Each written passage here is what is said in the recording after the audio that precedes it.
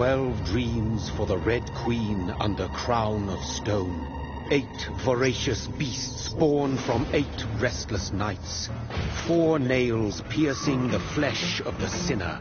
1 prayer for the summoned, called by this song. 'Tis perhaps the countdown to oblivion for the once proud city of London. 'Tis perchance her inhabitants' last dance alone to face death and pestilence. Confronted by the eerie and unknown, mortals became desperate for answers. A flock's flight makes for an omen, the falling of a star a dire presage. Turning to priests for interpretation when there was no reason to be found. When religion failed, men turned to science. I saw them build such vain cities, crafting machines made for endless war. New questions flourished as old answers withered. What is darkness but lurking sun? What is wall but enslaved stone? What is glass but tortured sand? What is song but a call to arms? What is hate but jilted love? What is life but death pending?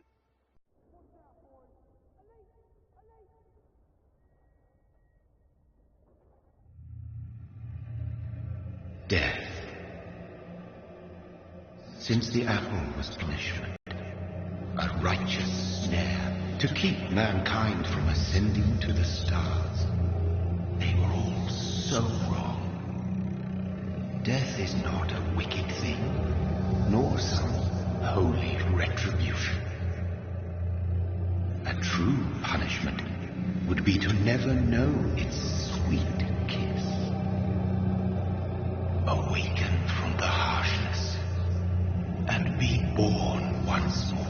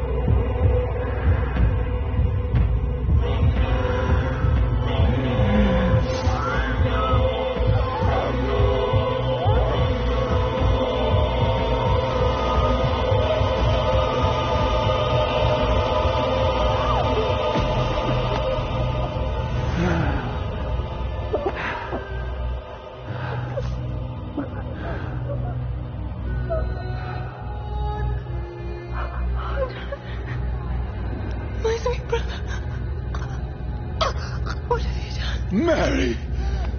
Oh, no! Mary!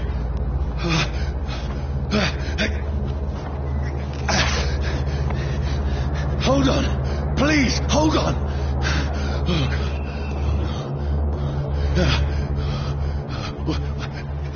Mary! Mary! No!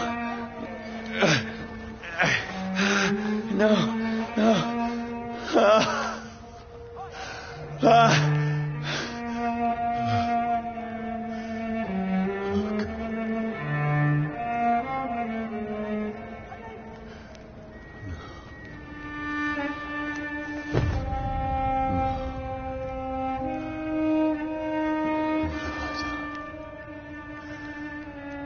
horror. It's a nightmare.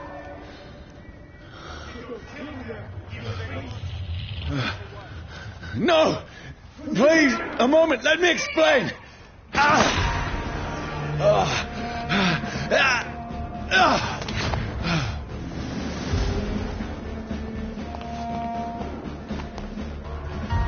These patrols are after me.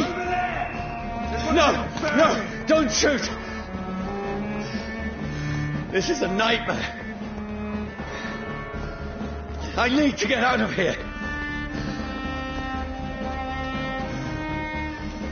This can't be happening.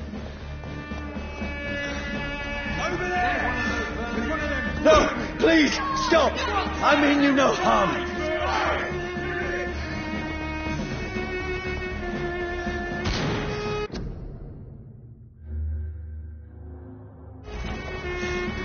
What's going on? Oh, Mary. What have I done? What's all this about? Has it fled? Shit, where'd it go?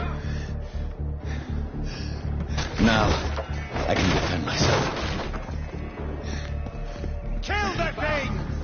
Over there! Fuck! Who are you? Stay back! Sorry, but you left me no choice.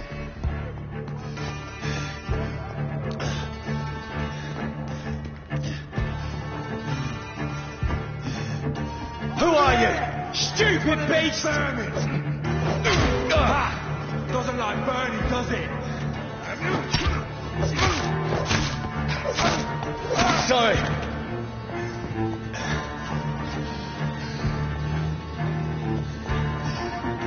It ain't human! No, please, stop! Who are you? Christ! He's dead! What do you want?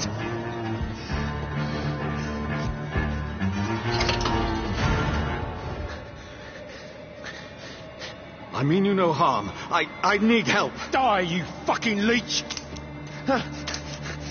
Please, listen to me. I can't make any sense of this. Shut up, beast! Who are you? What is this all about? What in God's... That'll do the rest of the job. Just leave me.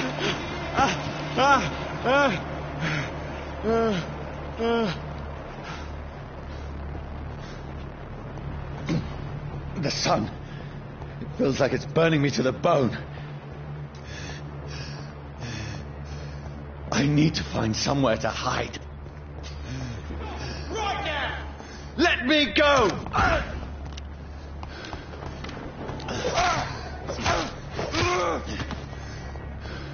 I need to find shelter.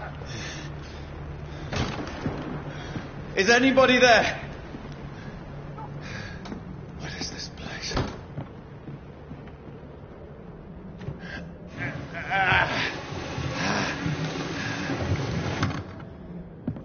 The place seems abandoned. I should be safe enough here.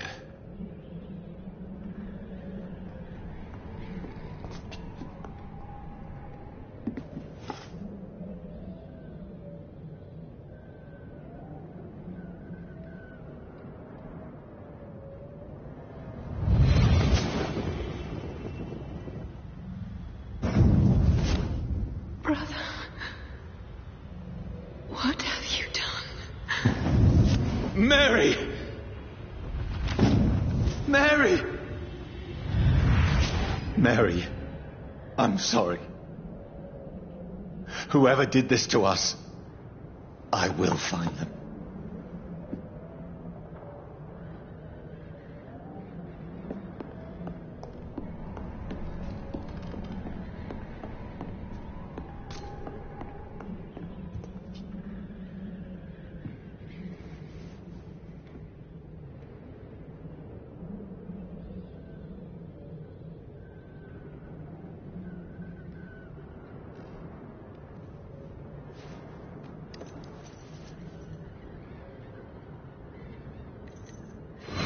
wait. This one's dressed up fancy. Let's run through his pockets. Picking the dead's pockets? Are you serious? I've still a rent to pay. He's got no more responsibilities. What's this? Gold watch. Beautiful it is. We fancy it and share the takings. I suppose we are undertakers. Now, give him an Eve.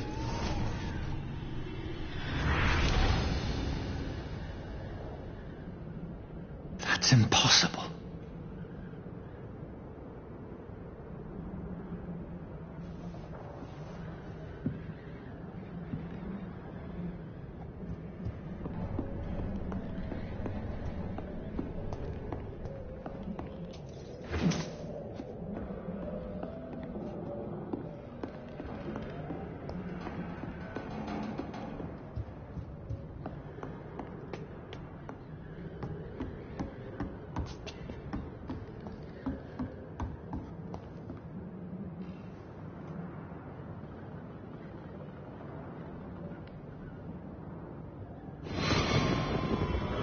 Dreams for the Red Queen that sleeps under crown stone, that she might linger longer, her eyes as white as gold. Who goes there?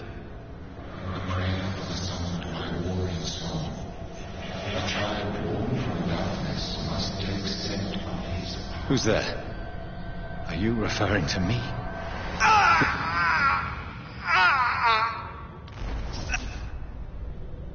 No! No! I still have so much to accomplish.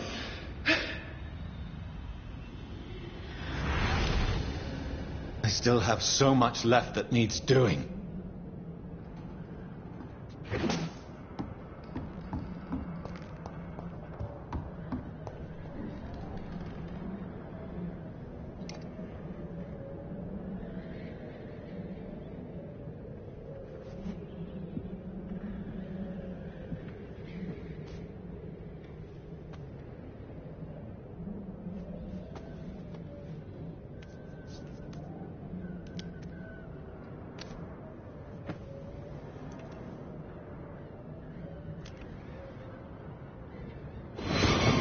Johnny, this one's lost.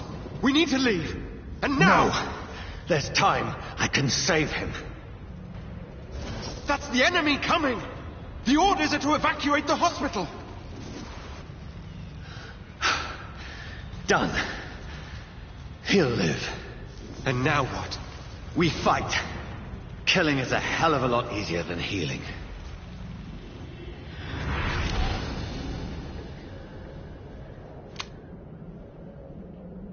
No, it never got easy.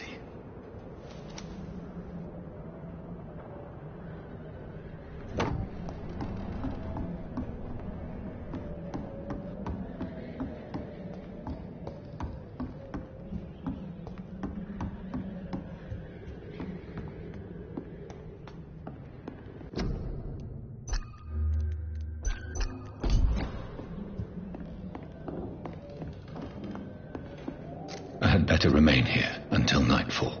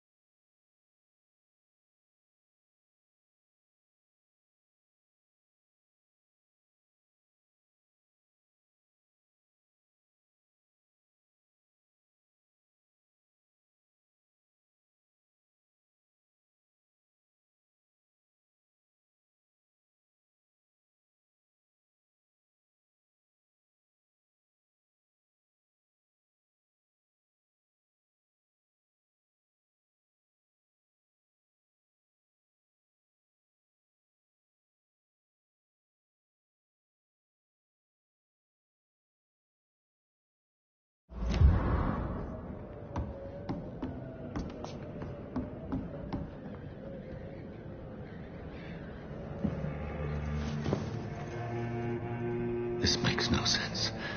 None of it. No sense at all.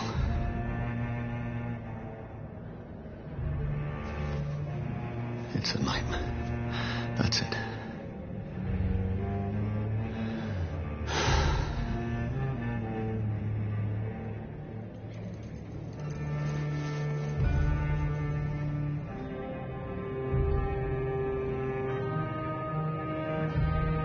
So be it.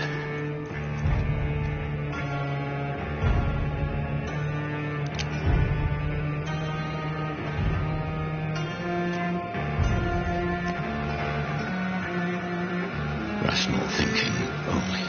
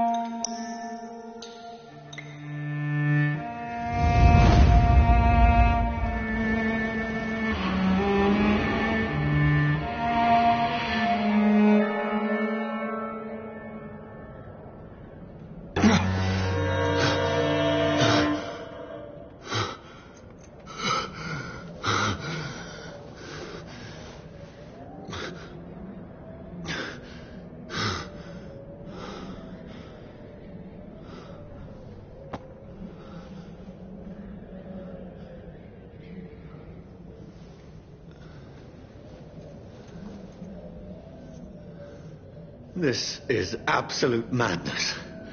I've lost touch with the real.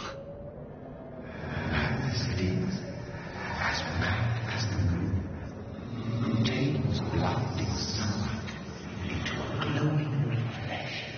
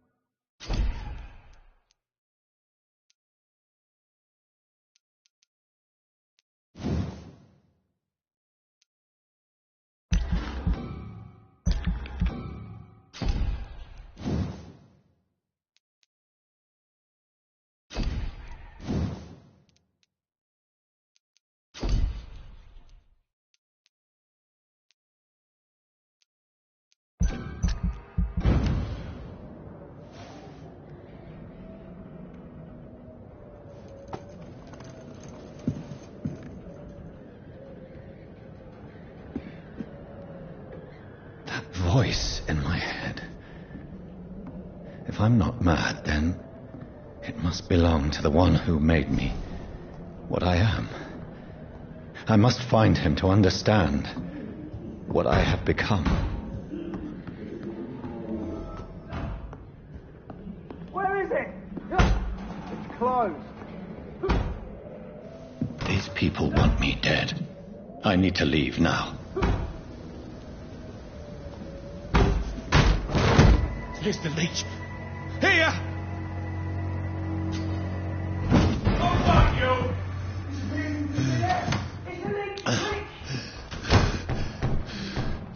My head's spinning. Oi! Come out, you coward!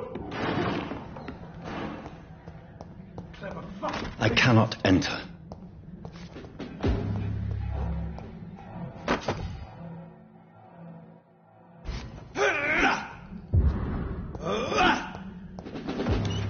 I'm still in Southwark. Over I there! must reach the West End.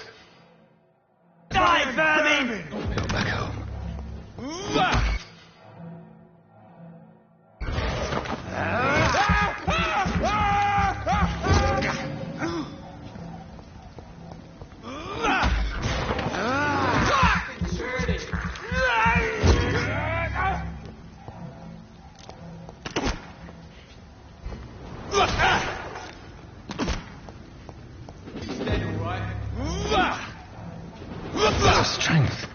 A strength I never knew I had.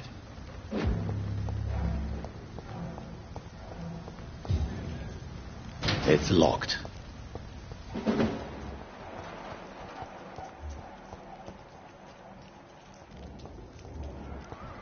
Oh, this one stinks already. What you say? This one about... This shouldn't be possible.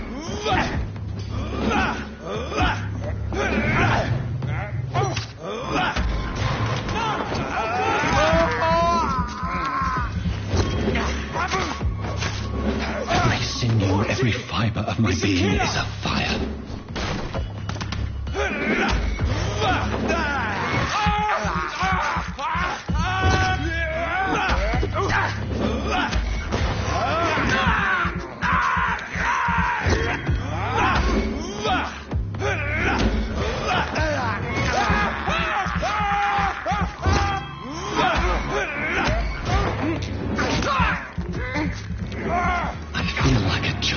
Learning the limits of my body.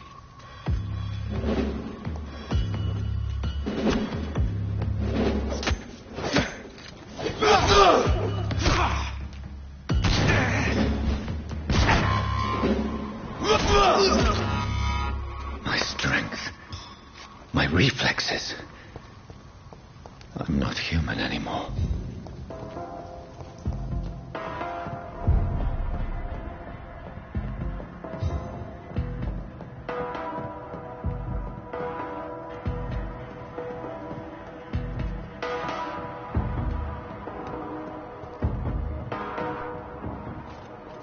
My poor sister. If only I had controlled my need for blood. Mary, someone will pay for what happened to you. For what happened to us.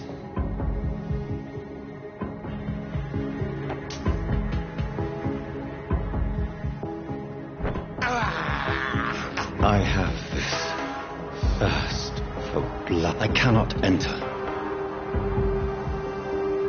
It's locked.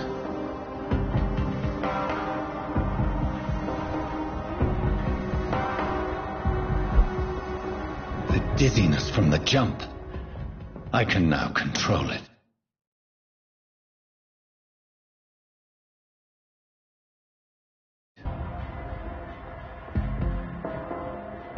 I cannot enter.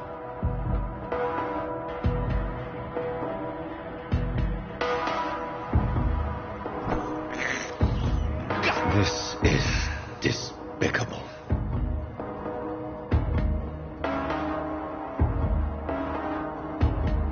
What will London have to say to me?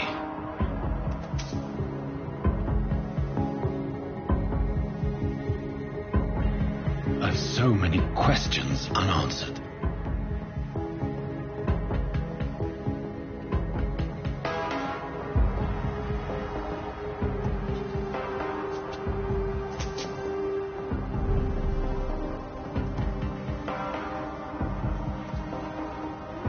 Another corpse. Have the very streets of London become a mausoleum?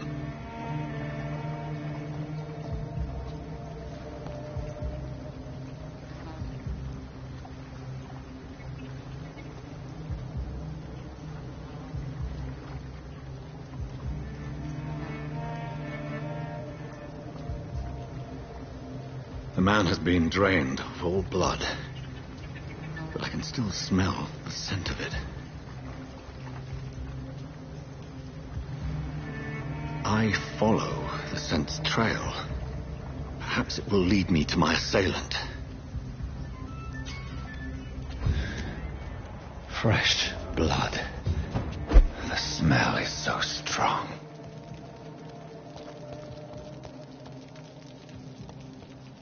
Where has everyone gone?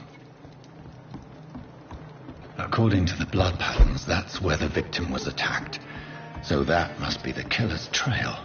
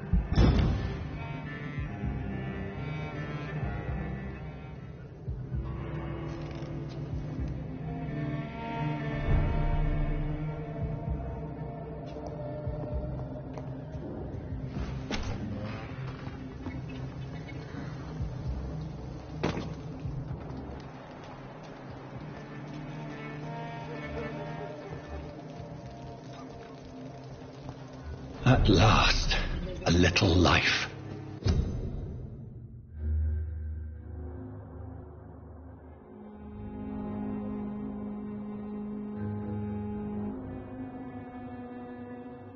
Not long ago, this mess would have given me a laugh. Welcome, sir, to the Turquoise Turf.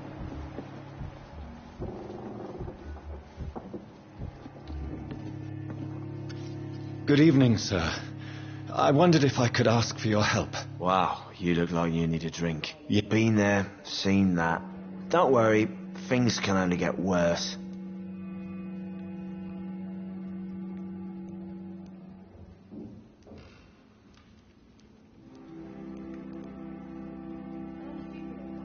What's going on around here?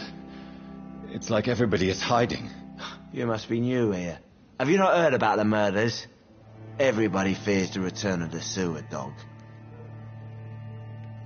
Who is this sewer dog? It's the local bogeyman. Convenient answer for every crime that happened for decades. You murdered someone, blame the sewer dog, eh? Living monsters. It's easier than accepting their own darkness. we can all be monsters. Has anybody entered the bar recently? Can't say. Sorry. I spent the night making love to that gorgeous bottle, see? This is important, sir. Are you sure no one has come in here in the last few hours? I don't know and I don't care. This is a free country. People still have the right to come and go, don't they? I'll leave you to your bottle then. I think I'm losing my mind. Whoever he may I should be, just run as far away from the this killer place as I- recently entered this bar. Hello, sir. Are you all right? Is there any way I can help you? I don't know. Maybe you could just talk to me. Maybe you prefer to speak with Tom then. He's more agreeable talking to strangers. What is this place? This is Tom's bar, the Turquoise Turtle. I'm the barmaid here, Sabrina, if you want to know. Are you always open this late at night? No, it's only since the epidemic started. Tom thought that people may need a safe place to stay. You don't seem to have much business. Where is everybody? Well, most people are sleeping right now. And those that are awake tend to avoid going out. What with the murders and all. What's going on around here? Where is everyone? Too many dead, sir. First the epidemic, and now all these terrible murders. The murders. What can you say about them? Bodies found in the streets every morning. Drained of blood. It's just horrible. Some say the sewer dog is back. The sewer dog? What's that? No one knows. People have always disappeared around these parts. The ancients say it's the sewer dog coming out to feed. But now he's killing in the streets. What have you heard about the epidemic? There's a Spanish flu. Yeah, killed so many last summer. Thought we'd seen the last of it. Dozens dying every week. Are the authorities doing anything? Nothing. There are so many quarantine zones in London now. It's gotten really hard to travel across town.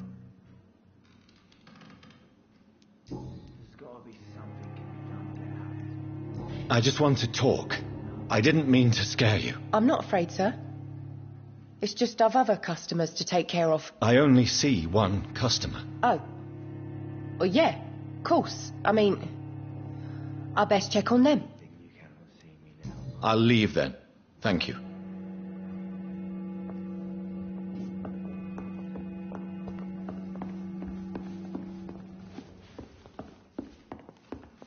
Damn it.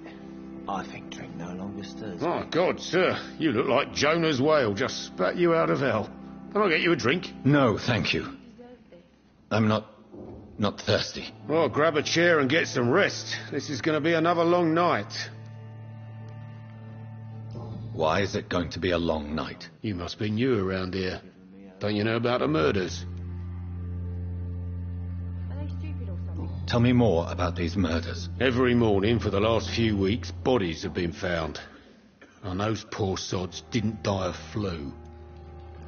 Do the police have any leads on a suspect?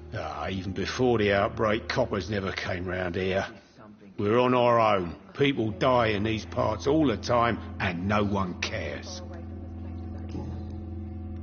Where am I? Where is this place? You're at my bar, sir, the Turquoise Turtle.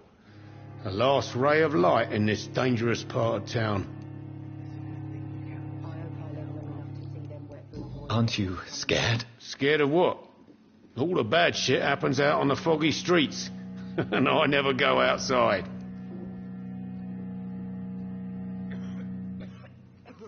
So you're open all night? Yep. Figured people might need a place to rest in these dark times.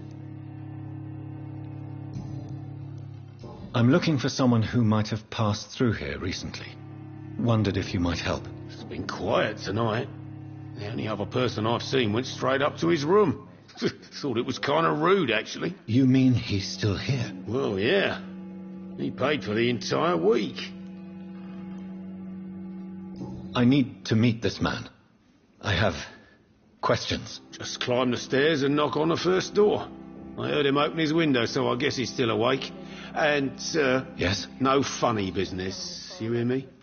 This is a respectable establishment.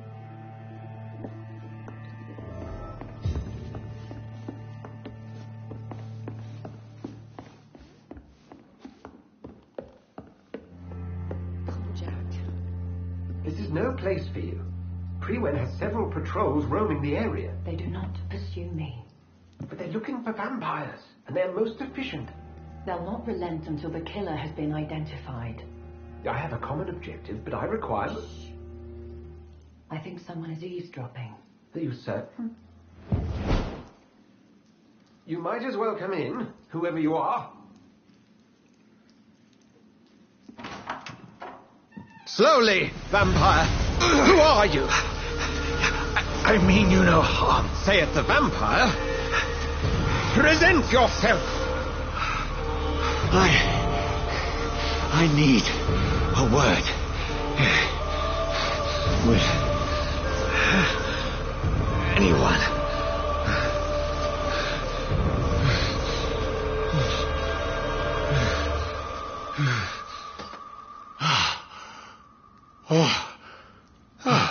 Well, that's something I can do for you.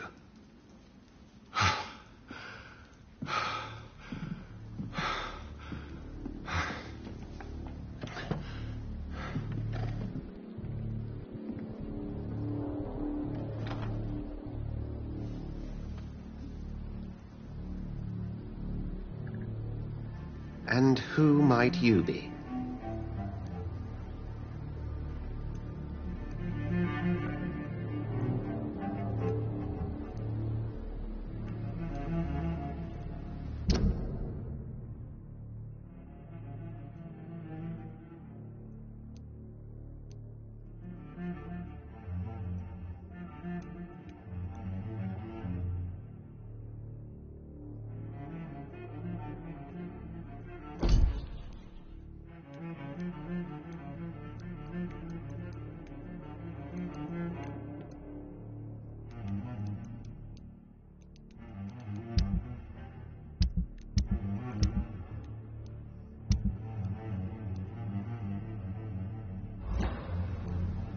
I'm not sure that I know anymore.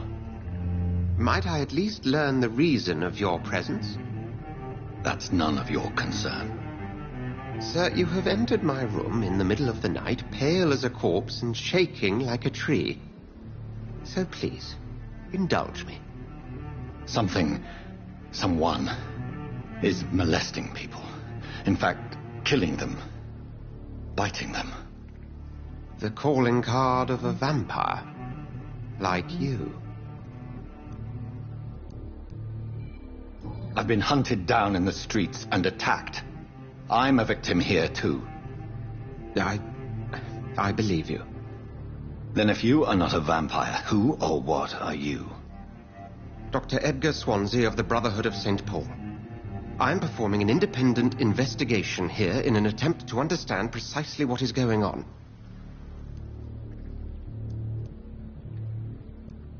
Then help me find the culprit.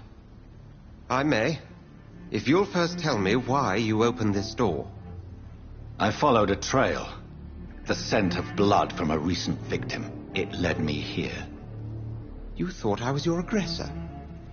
That explains a great deal. We're both chasing the same shadow.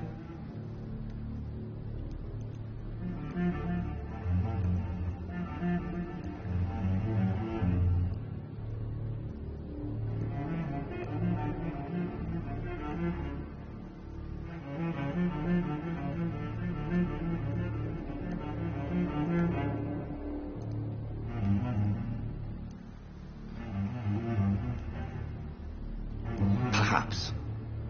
This is all new to me. I'm not even certain what I'm looking for. You should let me handle this affair. You've no idea what you're up against. No. I will find the monster. He is mine. How will you do any better than I?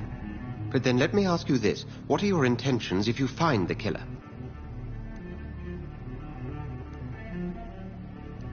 I'll end him. Then I can only wish you good hunting. and pray we shall meet again.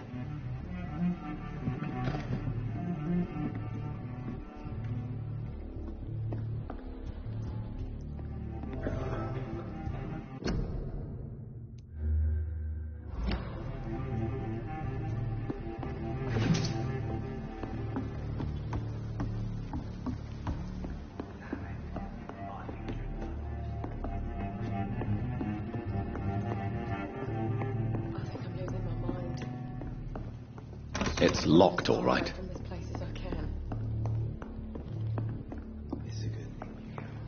Would you be so kind as to leave the room? If Swansea is not my attacker, it means somebody else came here tonight. Someone must know something. Welcome back. Did you find what you were up? I can't say I have. Are you sure no one else came into your bar before I arrived? Hey, I told you, you were the only other stranger I've had. Hello, sir. May I disturb you again? And you're still ugly as sin. I'll leave you to your Evening, sir. I have a few...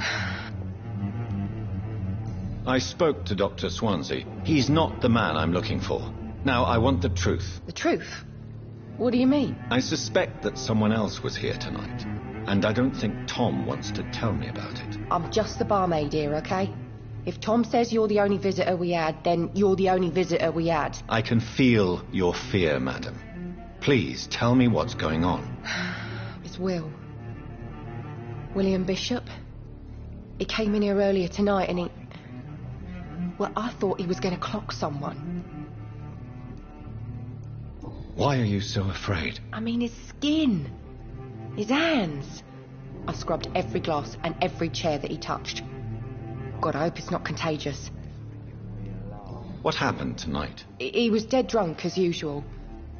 But my God, his eyes. His face. He must have caught something awful. He shouted and cried. It was terrible. Tell me about this William Bishop. Will was a sailor who worked at the canning factory before he lost that job. A nice bloke, really. He's never been violent. Until tonight. Why keep it a secret?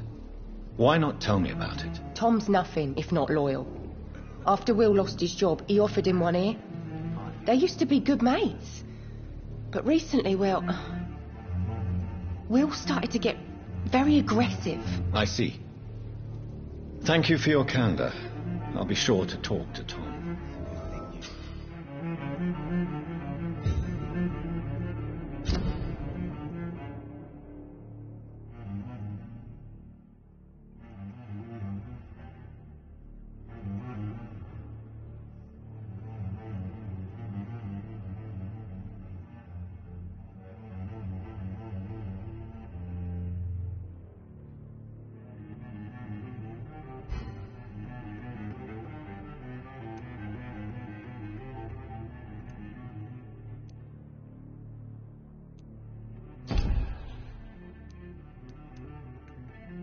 Seeing you now, Mum.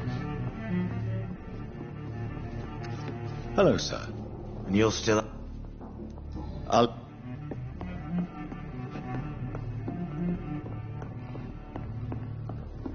think I'm losing my mind. I should just run as far away from this place as I can. Damn it. I think drink no longer stirs me. You again. What can...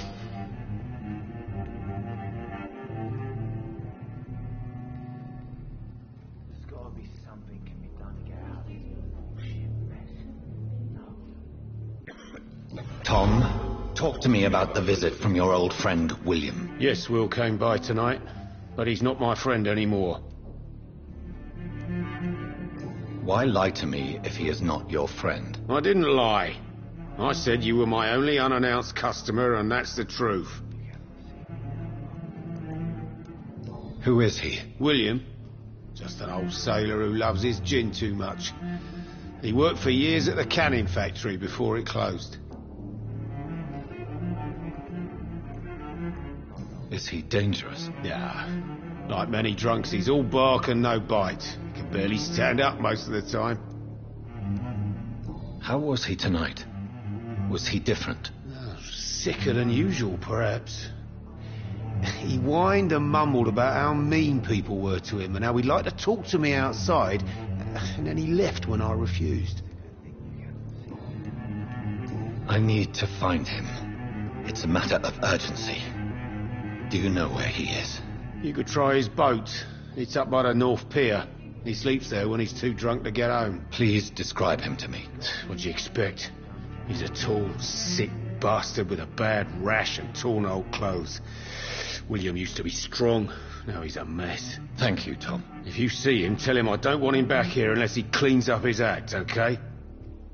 Damn it. I think drink no longer stirs me. I should just run as far away from this place as I can.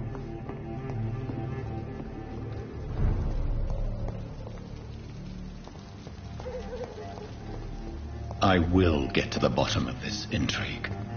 What's been done to me, to this city.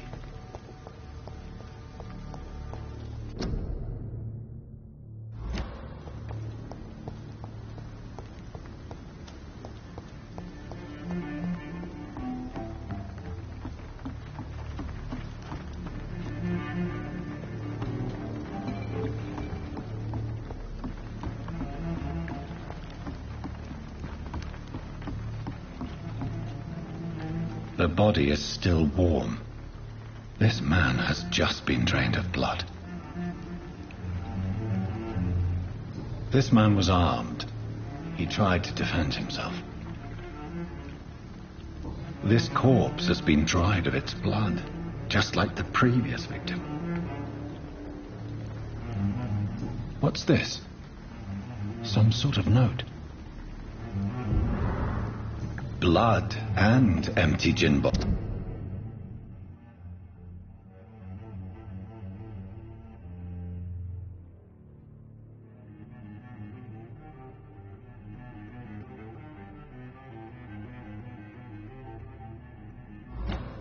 These men.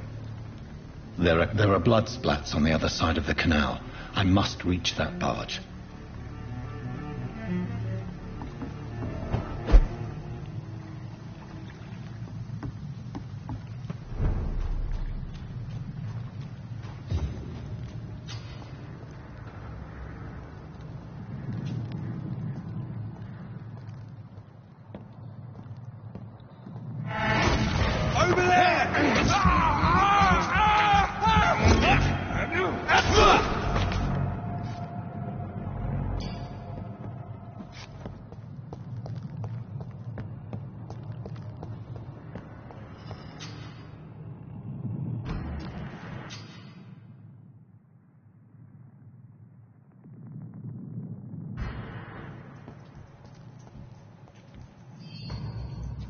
I'm cold.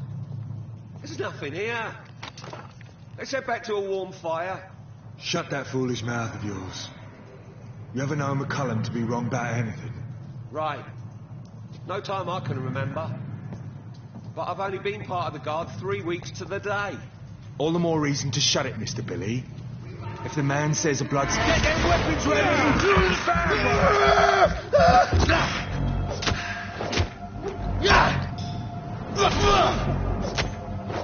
He's dead!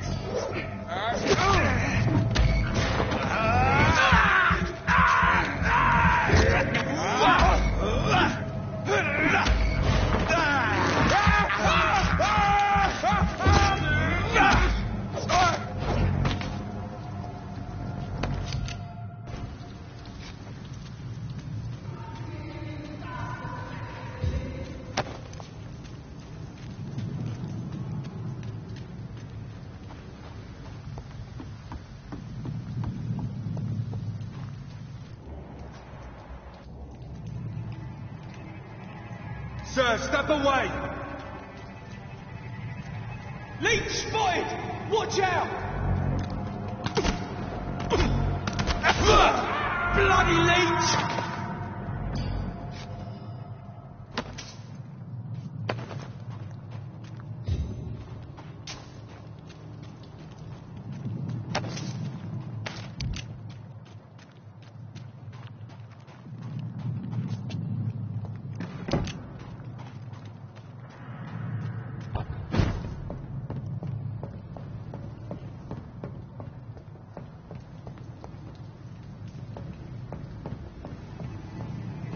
Stop! Right now! Go back home, idiots!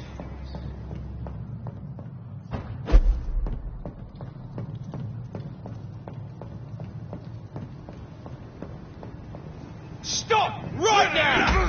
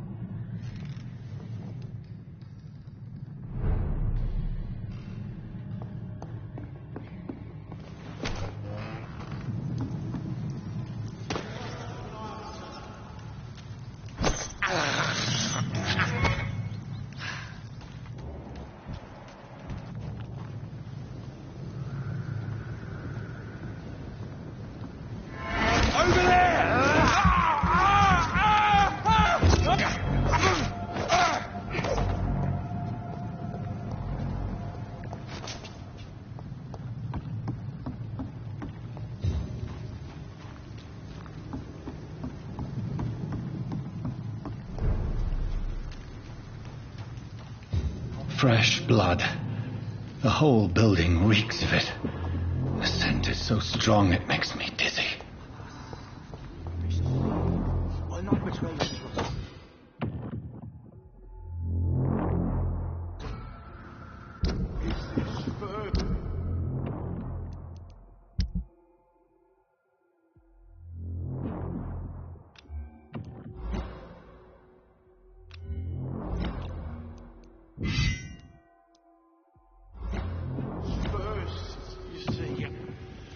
I need a drink. I'm so thirsty. As one, we shall overcome this. We've done it before. No. I'll have a drink outside. This place reeks of bloodshed. I must have more. Oh, dear God. Not again. William, please stop. This creature is bedeviled. I must put it down. Dearest friend.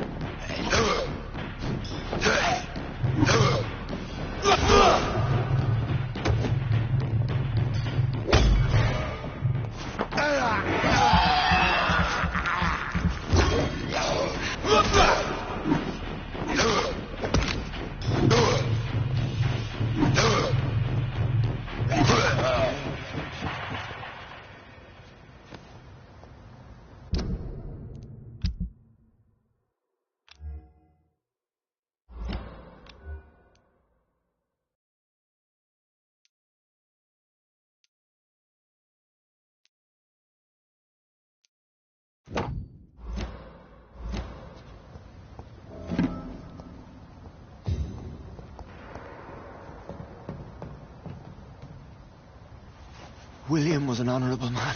I could have saved him. Mr. Hampton, are you in there? I knew him well, another lost soul, a kindred spirit. Sir, listen to the sound of my voice. I'm a doctor. You're suffering from shock. I must return. Remember, certain skulls are every bit as resistant as we are. Who are you? What do you mean by skull? You truly are a newborn. I should have realized. Wait. You are the woman from the bar. Are you like me? Can you help me? I believe, sir, I already have.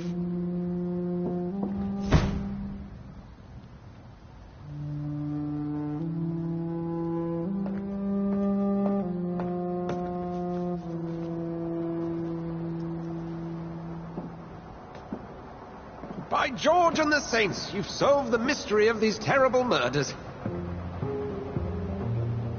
Patience, good fellows, I've come to offer help. Just give me a moment to secure my boat. We can leave this awful place. William was not the evil man they claimed. He was just taken by the thirst. He needed his drink. This man requires medical attention. We'll see he gets to the nearest hospital. No, please, I must tend to my fold. My flock needs me. There, sir. Go with the good Dr. Swansea. He's resourceful, and I'm sure he'll take good care of you. You'd best come as well. The sun is soon to rise, and you'll need a place to rest. I just need a moment. If I can learn something about what has happened to William, I'll be a step closer to understanding what happened to me.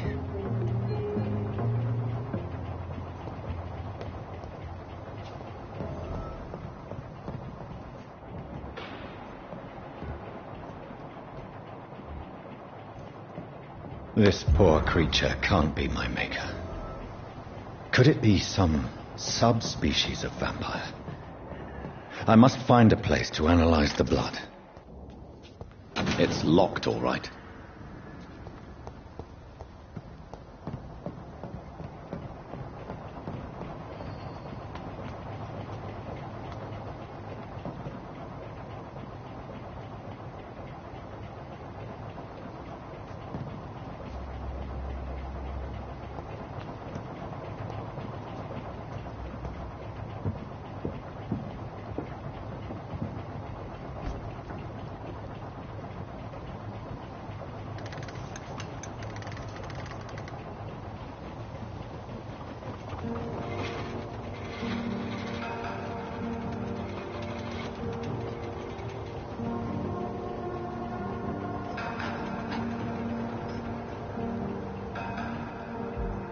Where are we headed?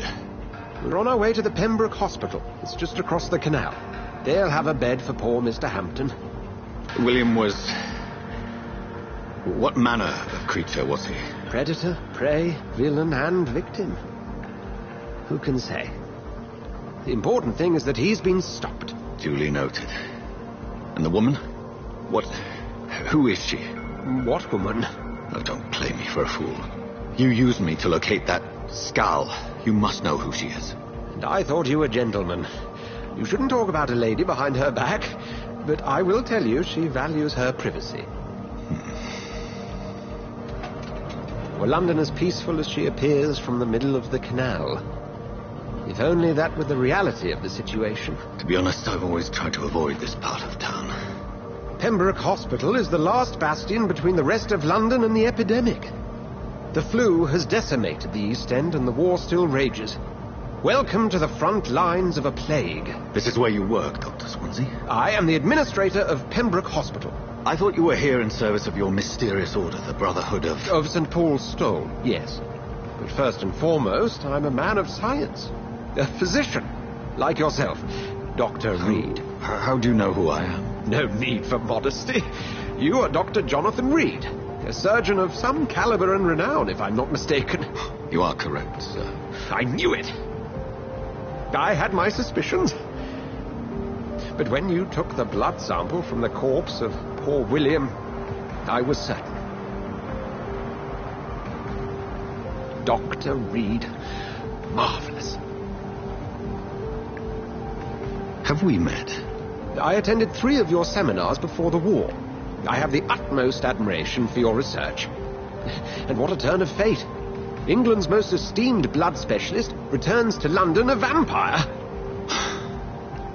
That word, again, from a so-called man of science. I understand. Traditionally, the role of science is to refute myth, but when myth walks among us, the Brotherhood of St. Paul has dedicated its purpose to their study. There's so much for you to learn. Of that, you are right. Well, then let me be blunt. Join my staff at Pembroke Hospital. As a physician. I suspect you'll not find a better post of employment to contemplate your predicament. This is sudden. I was returning home to see my sickly mother. But alas, that was before contracting this affliction. Dr. Reed, take a moment to consider. The post would be for the night shift, providing a good explanation for your absence during daylight hours. You'll be adequately reimbursed and have a place to hide.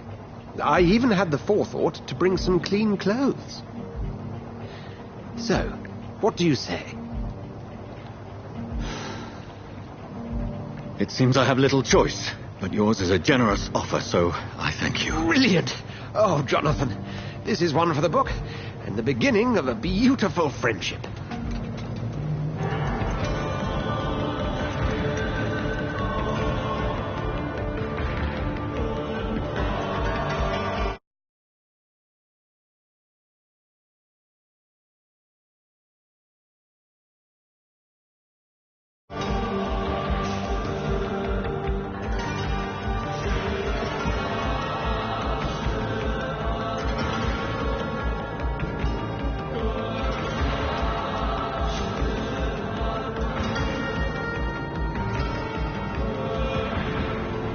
Dr. Swansea, thank goodness. I was beginning to be concerned. Worry no more, Nurse Crane, for I bring good news. Oh, Doctor, what a night. We lost 2 more patients. Nurse Scow said she couldn't take it anymore and resigned. Yes, well, I'll make a new rota in the morning. In the meantime, find a good bed for Mr. Hampton. Be sure to pay attention to his needs. Of course, Doctor. Oh, and Dorothy? Yes, Doctor? Dr. Reed here has just returned from the front. He served King and Country and will be joining us here at Pembroke. We're very lucky to have gained a surgeon of his talent, and one so experienced in blood transfusions. That is good news indeed, Doctor. Oh, yes.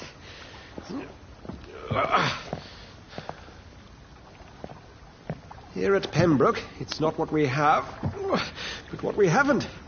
It's only thanks to Nurse Crane and the staff that our ship doesn't sink. If you have any questions, just ask her. Duly noted. Thank you. Your assistance is required, Dr. Swansea, immediately. Welcome aboard, Jonathan. We'll catch up after my rounds. Coming, Nurse Crane. I'm coming.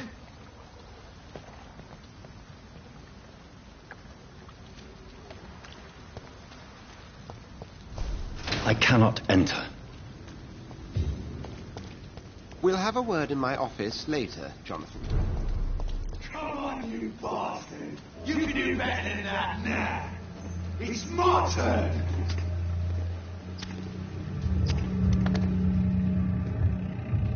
Rotten or crispy, each heart contains the seeds of life. Drink at this river, try it all.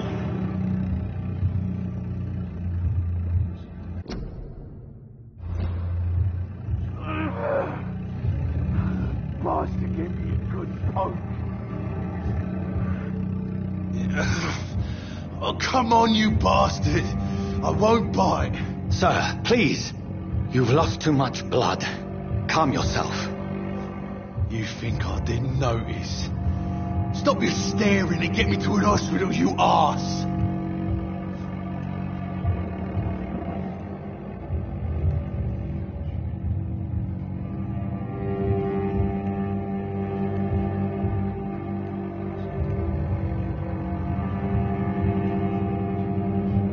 Insult me again and I'll put an end to your misery right now.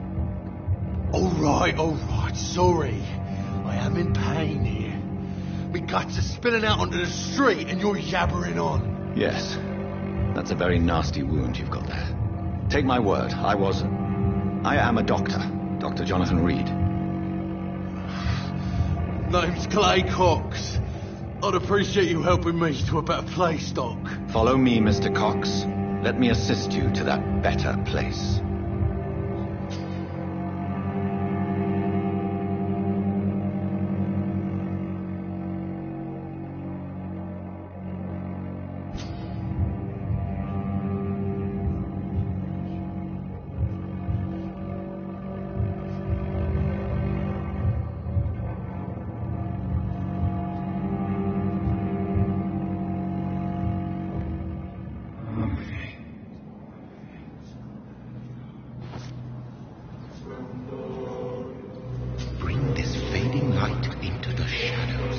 Dance with him the dance of life and death.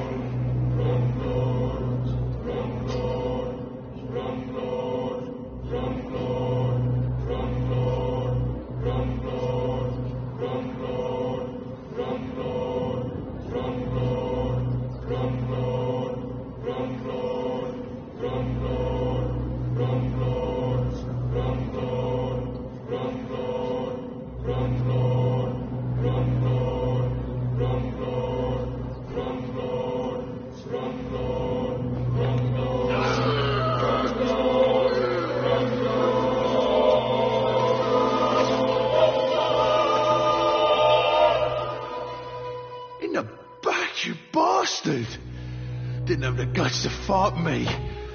Fuck you. I'll kill you.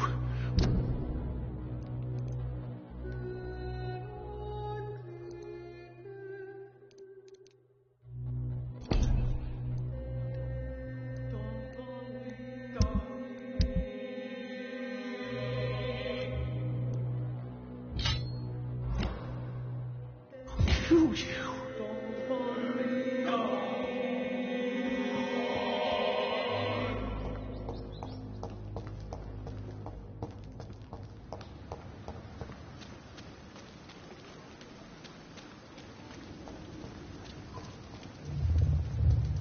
Taste a life, to embrace its most intimate secrets.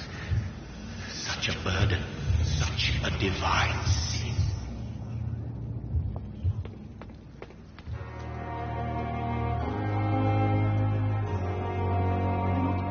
Wait, Doctor. I've patients to attend. Doctor, where have you been? I've little time to play hide and seek with new staff members, no matter how illustrious they may be. I apologize, nurse. I needed some time to myself. This has been the longest and strangest night of my life. You delivered poor Mr. Hampton from a terrible fate. The means to that end should be of little concern, Doctor. Thank you, nurse. What can I do for you? Dr. Swansea insisted we provide you a quiet office. You'll find it on the second floor with your name on the door. Thank you. Nurse Crane, isn't it? Yes. Thank you, nurse.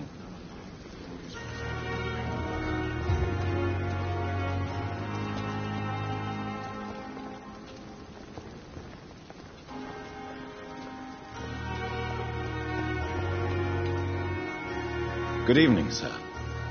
I'm Dr. John... I've already heard about you, Doctor. That's quite a... You can call me Milton. I'm not sure I understand... Well, I'm no doctor.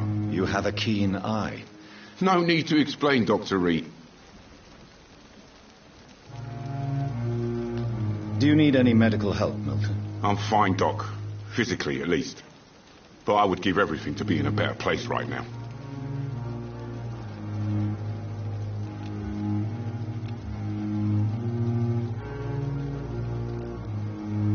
Goodbye.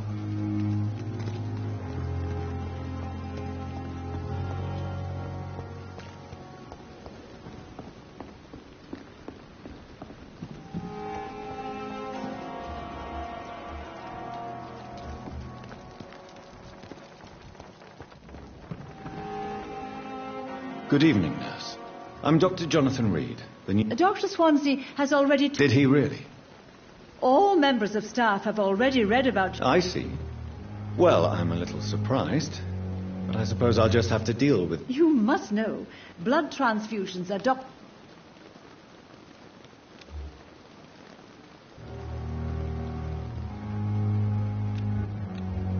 Do you require medical assistance, nurse? Thank you for your concern. Good.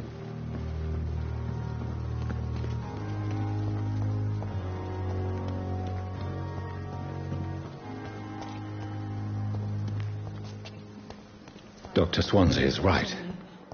This place seems perfect to conduct my research. The pain. Here again. Good evening, sir. So it is true. Do we know it? Actually, yes. Dr. Tippett's, yes, I remember. He was also very confident about your future. Do you need any medical assistance? Come on, don't be... Goodbye, Doc. Daily routine.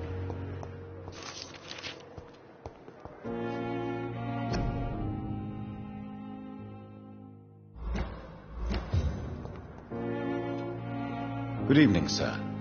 Can I help you? Unless you're here to fix my face. I'm Dr. Reed. I've recently taken the position of head surgeon here. War injuries, am I right? You guessed right, Doctor. German shell took my pretty little mug right off. But they still call me Thomas Elwood. Soldier, do you need assistance? I'm fine. Just do something for this pain, will you? That's all I'm asking.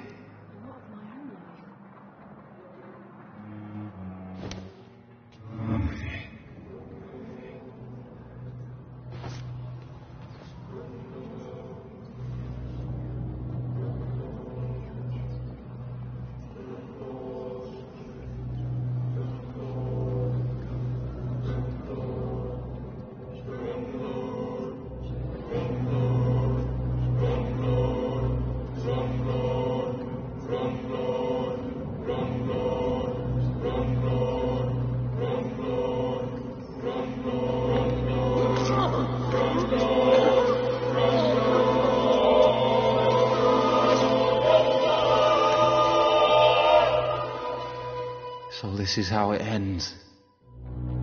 Farewell, my life, you betrayed me, good.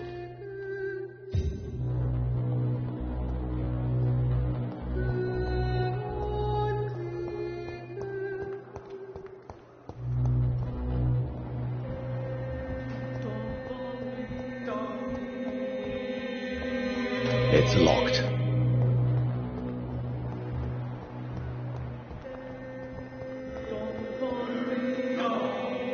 Good evening, miss. I'm Dr. Reed, the new surgeon at the Pembroke Hospital. And who are you? Your name has no meaning to me, mortal.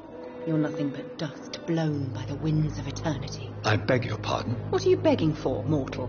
My clemency? Well, tonight maybe I'm inclined to mercy. You'll never forget the night you met Thelma Howcroft. You keep calling me mortal. Why is that? And if I'm mortal, what are you? Well, Dr. Reed, if you must know, I'm a vampire.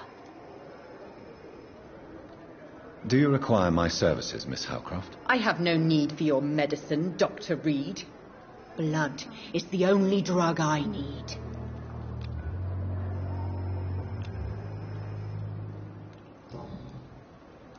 And why do you believe you're a vampire? I don't need to believe anything. It is what I am. It is what I feel within this hollow shell of flesh.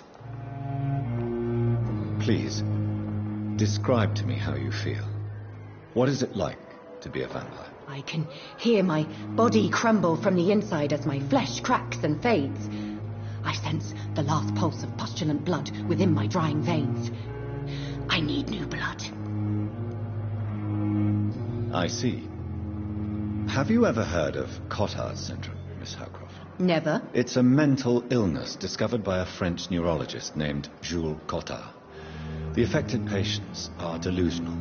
They believe that they are putrefying, that they are dead, a ghost or a ghoul, or in your case, a vampire. Delusional, you say?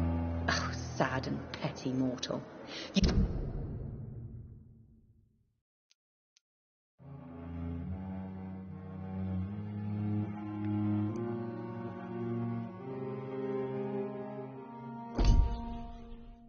You can't even begin to understand the concept of immortality. And you think it is I who am delusional.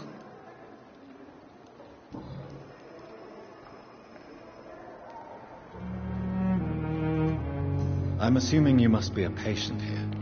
Am I right, Miss Howcroft? It's only a cover. To hide from my enemies. I can leave whenever I want.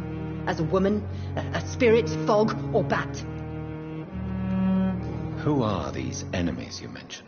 Can you describe them? I cannot say for sure. But I sense their eyes on me from nearby. I feel them watching me every time I visit the garden near the morgue. The staff here are not your enemy.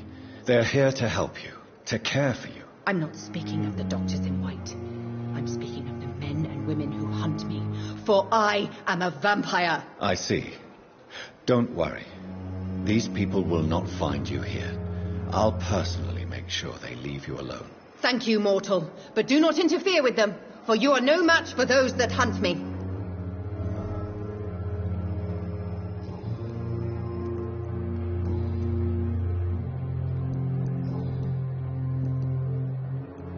Tell me, Thelma, why do you feel so attached to Mr. Elwood?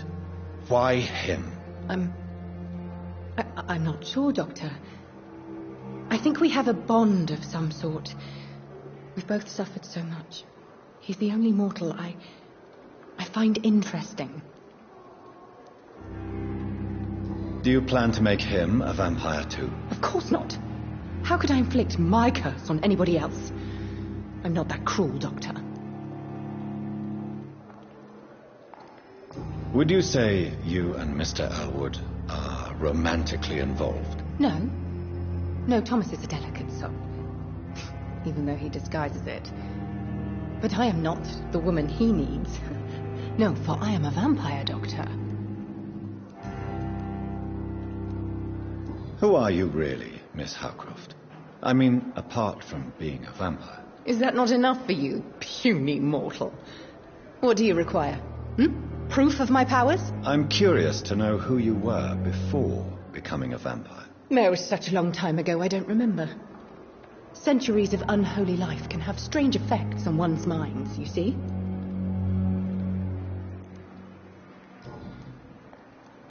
I'll leave you, Mistress of the Dark, to your nocturnal activities.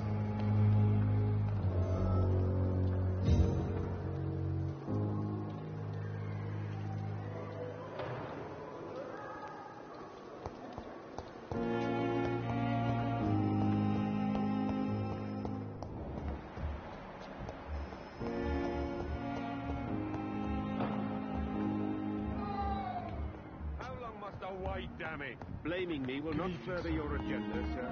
How long? Doctor. You have the right to disapprove of our methods, and you will kindly apologize when you're feeling better.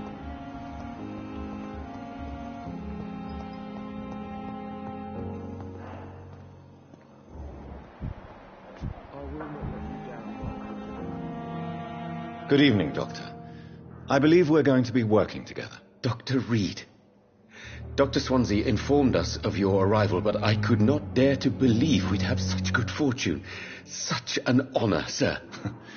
Thank you. And you are? I am Thoreau Strickland, Dr. Thoreau Strickland. I'm a great admirer of your work, Dr. Reed.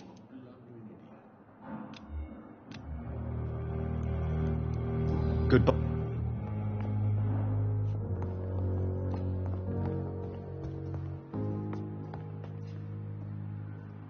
Good evening. I'm Dr. Reed. Can I help at all? No. Really? Why are you here, then? I don't want to talk. My throat hurts too much. I suppose that this pain is the reason you're here. Is someone taking care of you? Yes.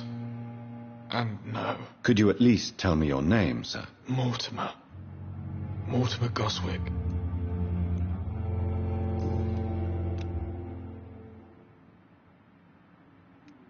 How painful is your throat, Mr. Goswick? So painful I'd rather not talk at all, Doctor. I'm sure you realize a doctor and his patient have to communicate, sir. Would it help if I gave you some paper and a pen? Not really. I see. Then maybe it's not just your throat that hurts, Mr. Goswick. Perhaps your sore throat is just the consequence of something more hurtful. Yes, maybe. But I don't want to talk or even write about it now.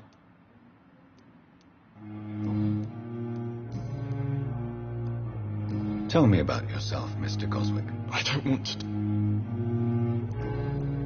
to. I have to go now. Good evening, sir. Falling apart. Doctor. But in the... Good evening, madam. Can I help you? It's my son who needs you, sir. I'm Dr. Jonathan Reed. How can I help your son? I'm Beatrice Goswick, mother of Mortimer Goswick. Could you check on him, please, Dr. Reed? What do you think of your reception? I have had the uttermost reservations about this hospital. Is there something in particular that's bothering you? Some of the staff were not especially welcoming. Tell me more about your arrival at the Pembroke Hospital.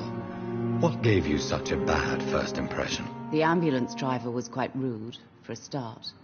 And that nurse, Miss Hawkins, seems to have quite a dubious attitude. What do you mean? She managed to secure a bed for my son despite the epidemic. It was a relief, but it wasn't cheap.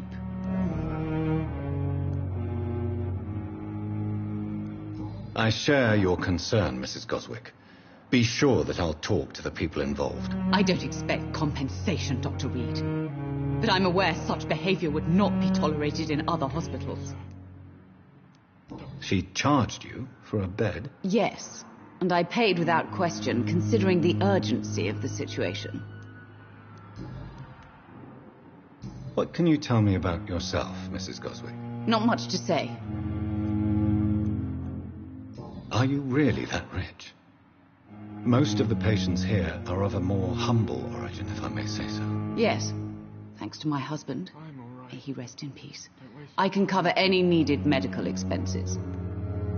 May I ask if you have an occupation, Mrs. Goswick? I'm a teacher by profession. I teach young women who are more ambitious about their futures than their families.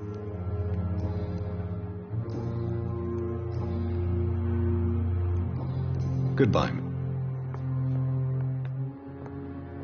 Good evening, sir. My sweet girl. Good evening, sir. I'm Dr. Reed. May I help you? I don't know if a third opinion is needed. Your colleagues are already arguing about my condition. I see. Would you mind telling me more about your situation? I'm Harvey Fiddick. All I want is to get me bloody arm fixed properly.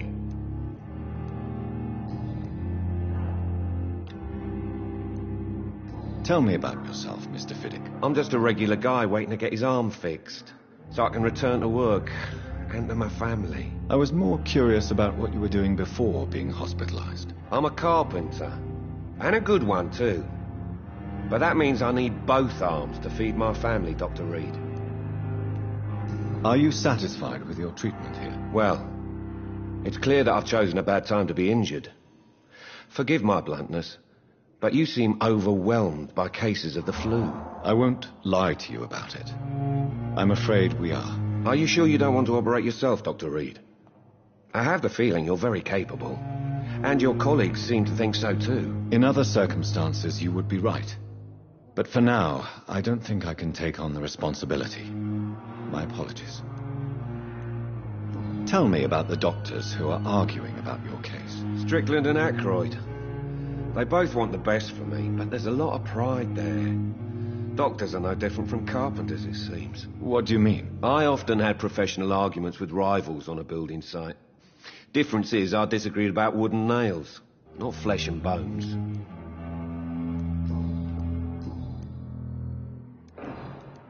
Goodbye for now, Mr. You always knew the words to calm the children, Ellen. As for me, what a blundering idiot.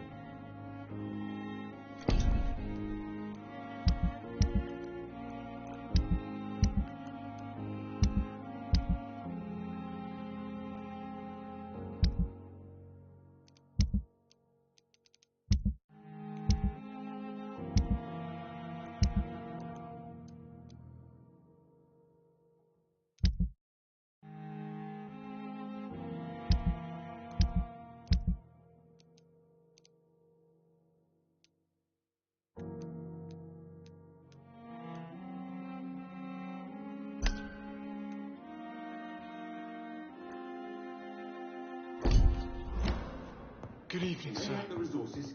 We have some of the most brilliant minds in London at Pembroke. Good evening, nurse. Good evening, Doctor. I don't think we've been introduced yet. My name is Pippa Hawkins. And I'm Dr. Jonathan Reed. Dr. Swansea has recently offered me a position in this hospital. Well, it's a euphemism that your help will be appreciated, Doctor.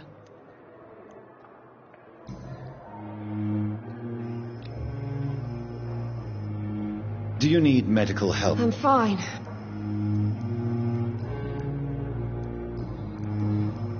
How would you describe the situation at the Pembroke Hospital? It's serious. The flu is wreaking havoc amongst the staff and patients. We are running out of everything. You must get a hold of yourself, nurse. Sorry, I'm exhausted. No one has any idea when this epidemic will be over. Nurse Hawkins, the Spanish flu won't last forever. Even the Black Plague didn't kill everyone. I wish I could believe you. But what if this epidemic changed that? I don't like your attitude, Nurse Hawkins. Pessimism can be as lethal as the epidemic in times like these. Sorry, Doctor. I don't want to sound bitter, but I'm scared. But be warned, Milton is not the chatty type.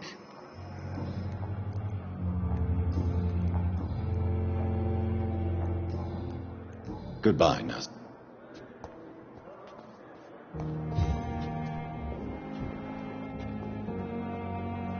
Good evening, sir. I'm Reed? Yes, I've been informed about your arrival. I'm Waverley Ackroyd.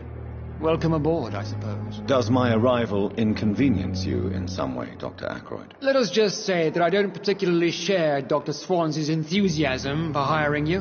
What we need here are reliable professionals, not overrated dabblers.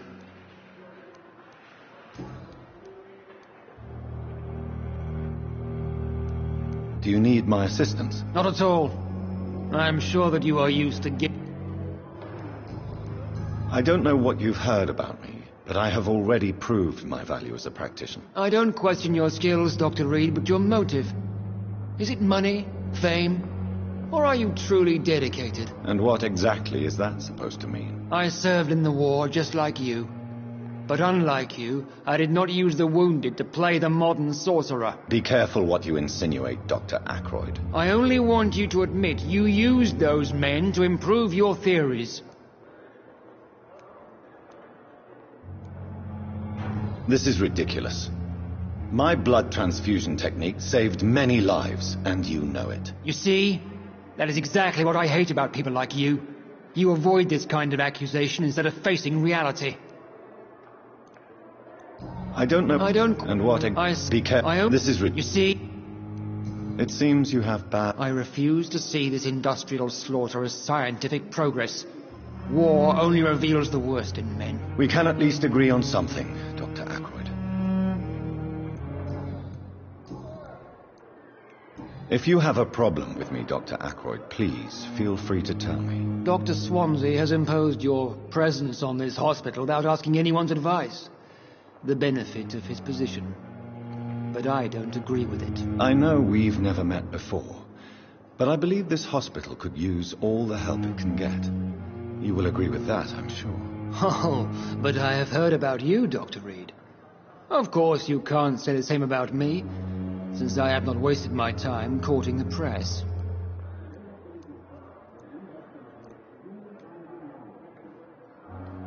You are going to change your tone with me, my dear colleague, and very quickly. I don't think so.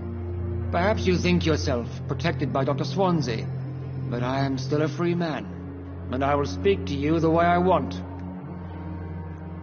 Since your tenure in this hospital is longer than mine, perhaps you can tell me more about this place. Let's just say I'm tired of the carelessness around me.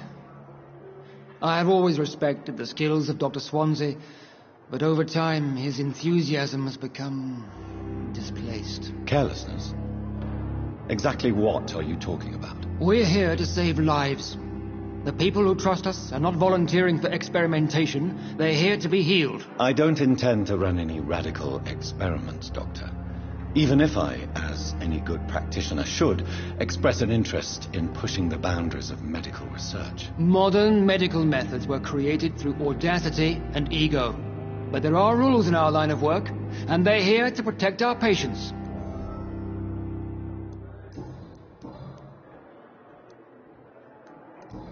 Thank you for your time.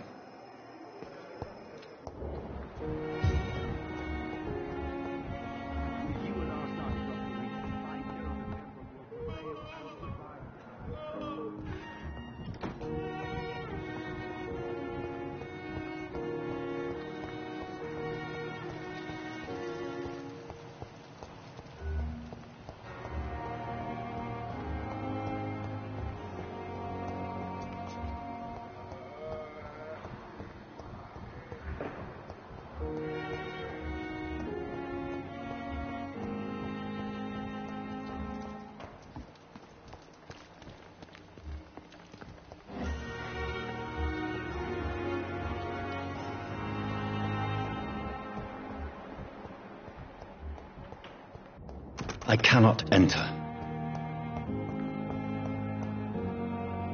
Good evening, Mr. Hampton. Dr. Reed, is it? Oh, sir, I must apologize for my behavior. What do you mean? I was not myself in the factory. Fear and exhaustion made me say awful things to you, I'm afraid. You remained perfectly nice and polite. A little delirious, perhaps. But who wouldn't be after enduring an abduction? Thank you, Doctor. That's a relief. Now all I need to do is rest and return to my flock. How did you end up in William Bishop's den? I had received alarming news about his recent behavior. I went to his place and he refused to let me go. Why did he abduct you? William was an alcoholic. His addiction suddenly changed to blood. I don't know why. Just like a patient I met here. This Miss Hawcroft. You dared to enter this awful place alone. You're a hero, Mr. Hampton. Or a fool. I'm just a man trying to help his friends, Dr. Reed. William Bishop was a conflicted soul, searching for light. Do you know Tom Watts, the bartender from the Turtle? I met him before I found you in the canning factory. Tom? Yes, of course. Always the helping hand, good old Tom. Without men like him, corruption and despair would have wiped out the East End long ago. People are still in despair. How could it be otherwise? The authorities have left us all to rot in this contagious nightmare. No drugs, no advice, nothing. It's a damn shame. Who should I avoid in this part of town, then? Any particularly evil figures? Not really. Most men and women are just doing their best. And it's not my habit to speak ill of people I know, Doctor. What is the general situation in the East End docks? The situation has always been tough, with a lot of tensions between the gangs and the dockers' trade union. The wet boot boys are very nervous since they lost their leader. Who leads the gang now? Since Clay Cox went missing, it's his wife Edwina who runs the show, with the assistance of her minion, Booth Digby.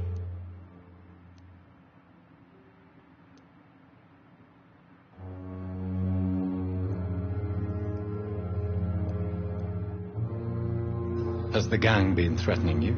Ah, no. I've had this nickname for so long, you know, the sad saint of the East End. No one dares to bug a saint, not even criminals.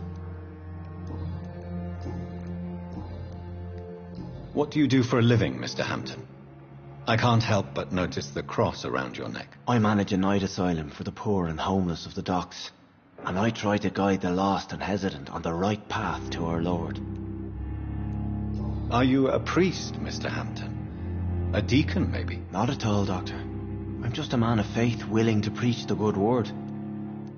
Why didn't you use your cross against William Bishop? To repel him somehow? That's a very strange question, Doctor. A cross is no magical token, if that's what you were trying to say. Not mine, anyway. How do you feel, Mr. Hampton? Medically speaking, I mean. I feel exhausted. Beyond exhaustion, actually. William drank so much of my blood in his madness. I feel empty. You're in good hands here. Dr. Swansea is well versed in blood transfusion, and I'm sure he'll take the best care of you. Thank you, sir.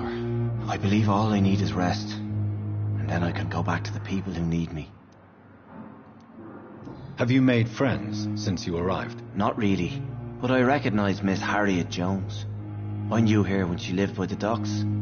That poor woman had such a miserable life. You never came to see her here at Pembroke? Receiving visits when sick can be an important part of the healing process, you know. We're not just bodies. You're preaching to the converted now, Doctor. To be truly honest, I thought she was dead. She left the docks many months ago. Goodbye, Mr. Hampton.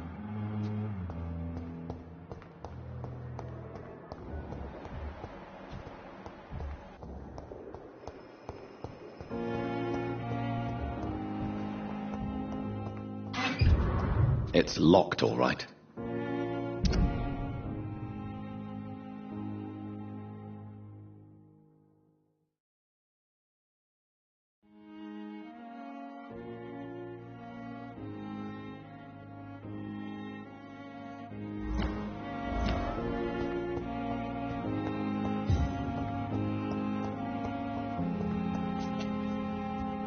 It's locked.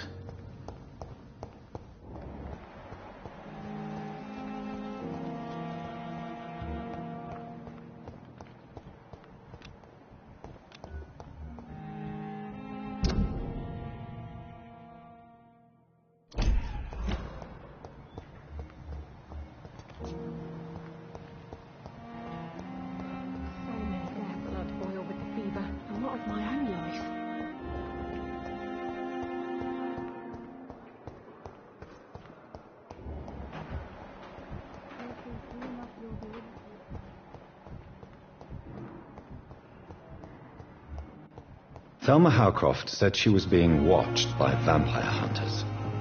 Where are they hiding? I should investigate. It's locked. It's locked, all right. It's locked, all right. You ended up on my plain and cold medical bench, sir. I understand you must be very angry about this unfair situation. I managed to arrange to have you buried in the same mass grave as your wife. I hope... It's locked.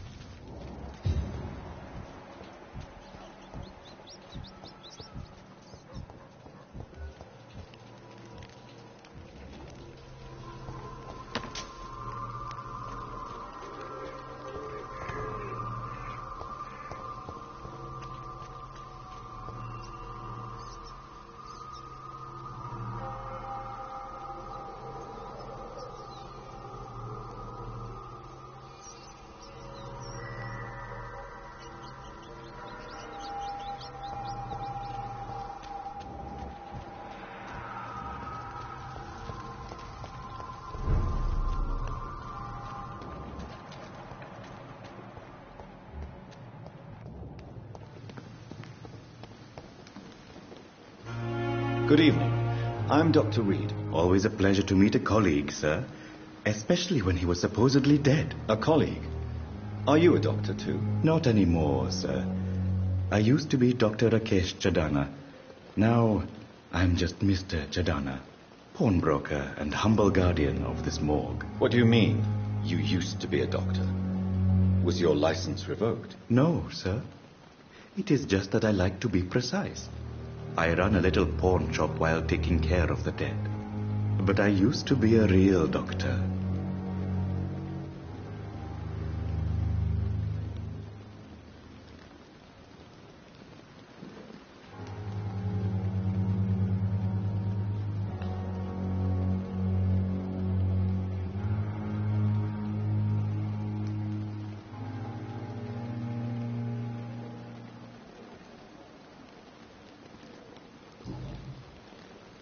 Are you afraid or uneasy being surrounded by so many corpses? Why should I?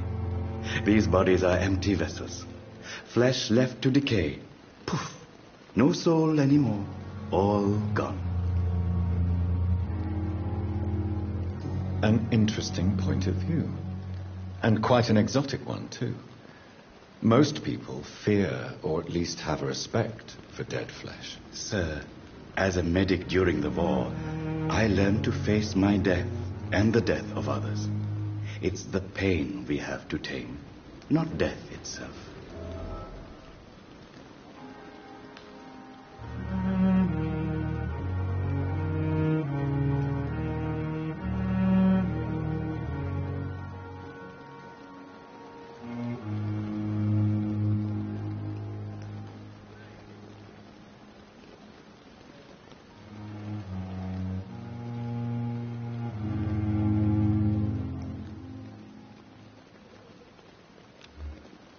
How did you get this job? After I left the army, I worked as an undertaker down by the docks. A dangerous place with many an unpleasant business there. Milton Hooks helped me get a job here.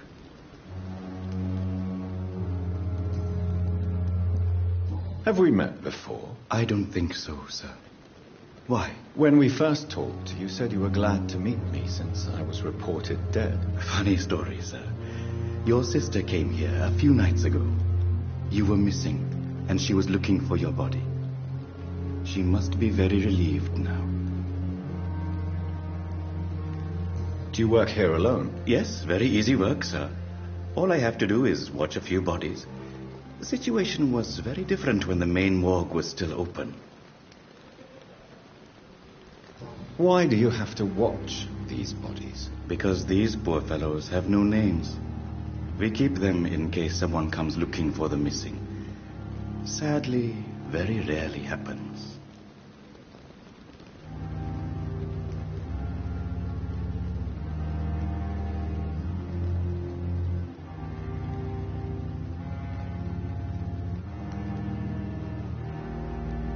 Why close the hospital's main morgue? It was for sanitary reasons after...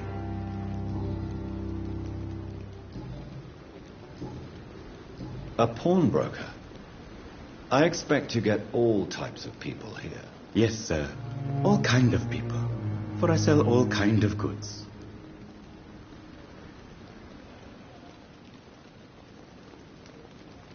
Who comes here to trade with you? It's very unhygienic, even unsafe. Diseases can spread. For the customers, for the hospital. I'm very cautious, sir. I've been a doctor, remember? And all my clients are good people. In fact, I think I only know good people. What kind of goods? With the quarantine, it's not always easy to buy things. So I trade, I exchange. Some people sell, some others buy. I like to help. Since you're not afraid of dying, do you believe in life after death, Rakesh? No. I believe we must do all the good we can while alive. Mortality as a concept? I don't think so. Don't mistake me. I love life and I'd like to live a long life. But everything has to decay, sir. Even goodwill.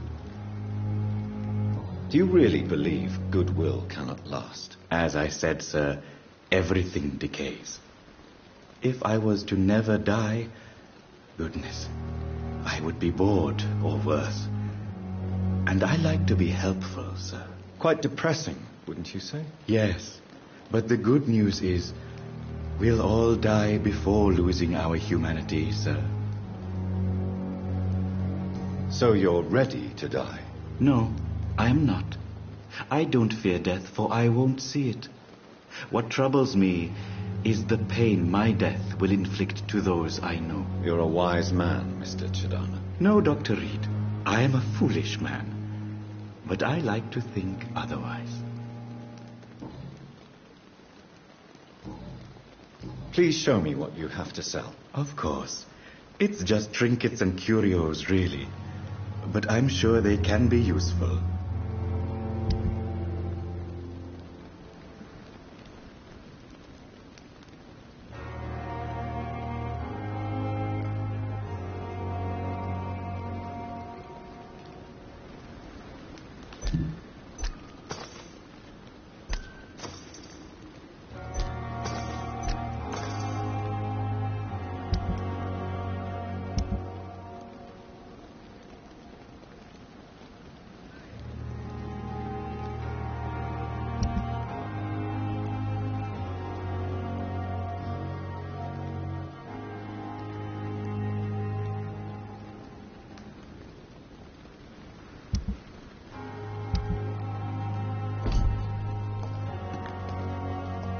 It's locked, all right.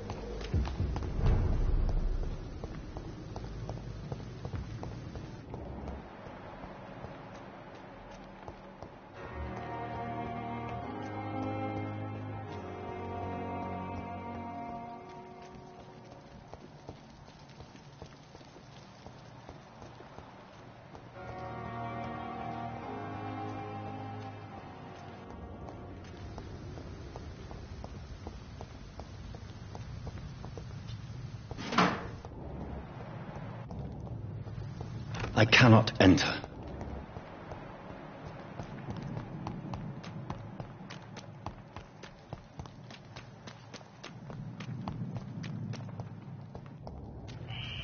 Scowl voices in the garden. I should investigate. If they were to find somebody.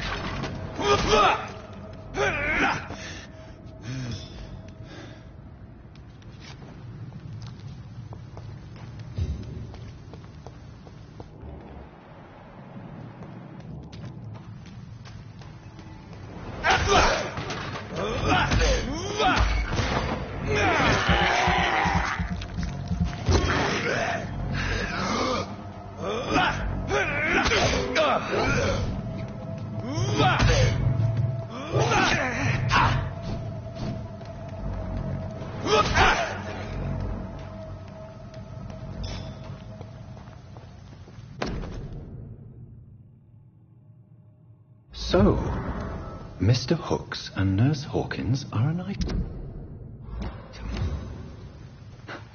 Those two have hidden their affections well.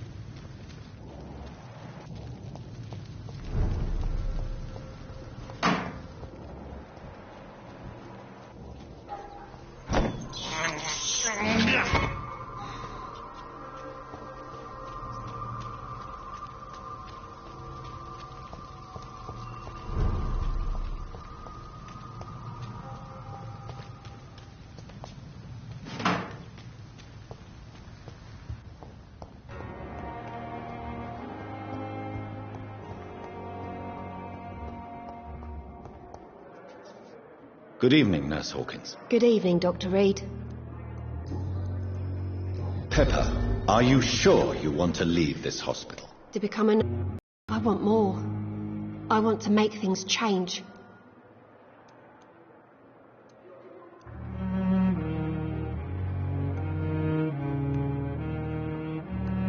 But you're doing something important here. For all the patients who need your help. We save lives, sure. Each time we send a cured patient home, it's a relief beyond words. But since the epidemic, I feel so powerless.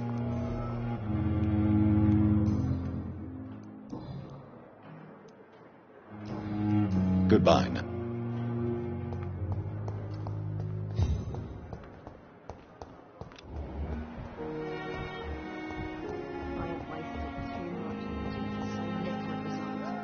Good evening, miss. I need blood, Doctor.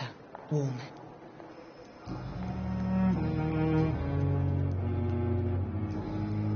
I'll leave.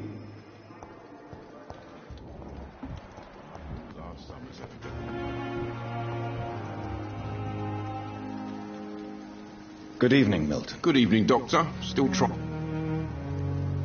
I have some good news. What? The epidemic? I retrieved your wallet. With all the money. Well, yeah, Pippa Hawkins is my girl. So what? Not at all, Milton. Good. Please, take this money anyway.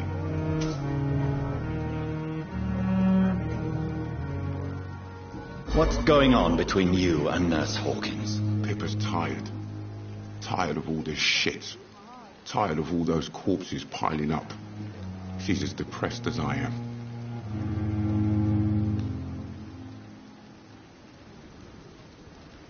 During the war, I witnessed a few couples, just like you, come together in difficult circumstances. It can be very damaging. Maybe you're right. But we support each other. And that's all that matters. You do realize you could both get fired. Hospital staff are not meant to have intimate relationships with one another. Come on, Dr. Reed. Do you know how many rules are broken in this hospital every day just to keep it running? There's nothing wrong with what we're doing. Do you know that Nurse Hawkins is thinking of leaving the hospital? That's not a surprise. We've talked about it already. Does it not bother you? Sometimes I think she may be right. We should run away while we can. Question is, where can we go? Where is it safe?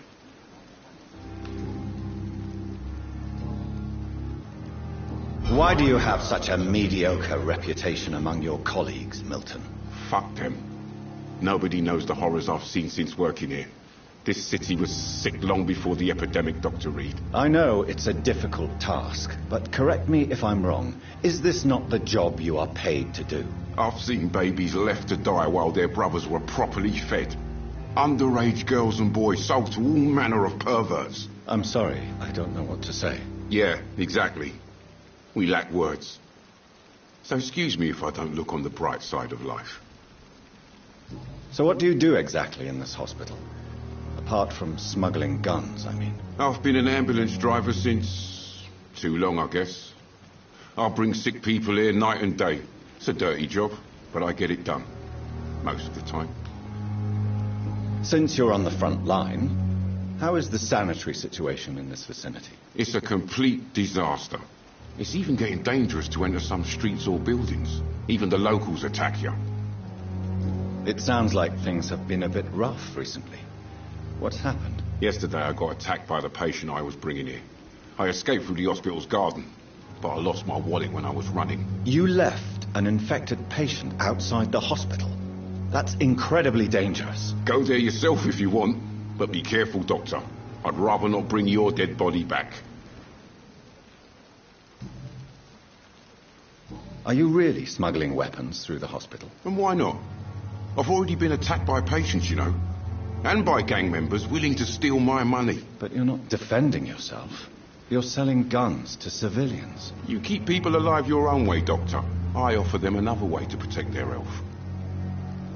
How is the situation around here? You want to hear the situation is all right? It's fucking awful. We lack everything. And it's getting worse every day. I'd like to... Wise choice, Dr. Reed. A reliable gun...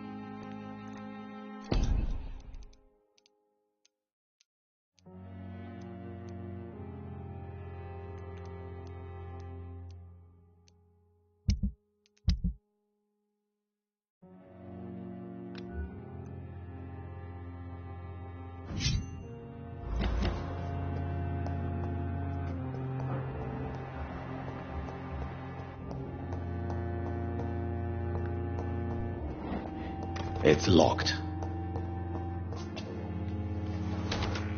This must be the place. It's definitely away from prying eyes. Relegated to the shadows. A kingdom of my own. At least I won't be sleeping in a coffin.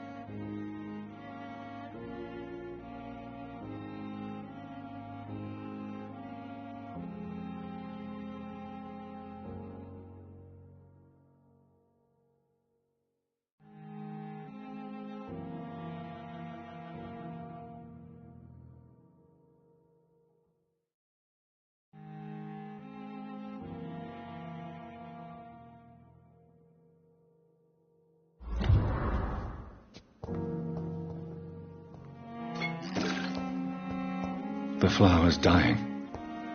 It needs water.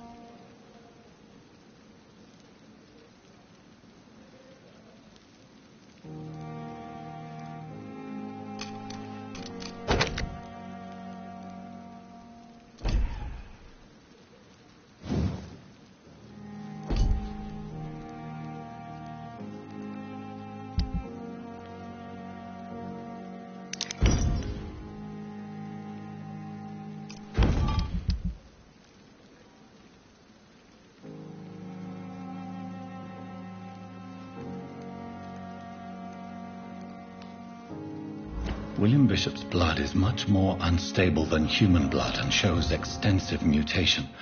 But this is not what happened to me. I must keep on searching. The sun is about to rise. I can feel it. I'll continue tomorrow night. I have so much time now.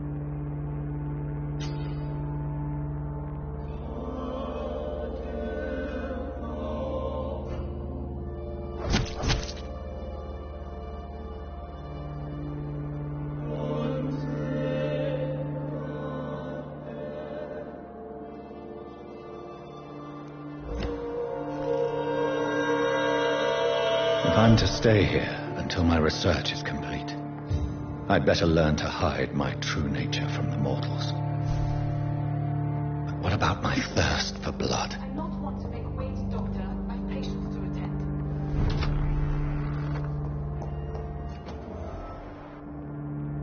Yes, Nurse Crane? How can I help you? I'm so sorry. I know Dr. Swan... A crisis? Our supply of antiseptics is nearly depleted. What type of hospital are you running? You have been away too long, Doctor. I may have a solution. In France. However do you... If combined correctly, sir... The storeroom. Fat chance. Perhaps I should look there first. It's the large building behind the hospital. The abandoned morgue behind the hospital. A small...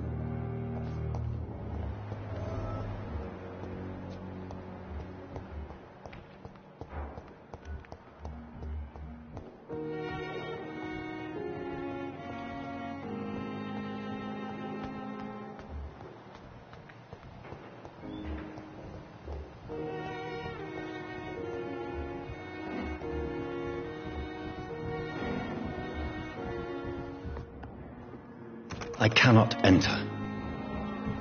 I will not let you down, my boy.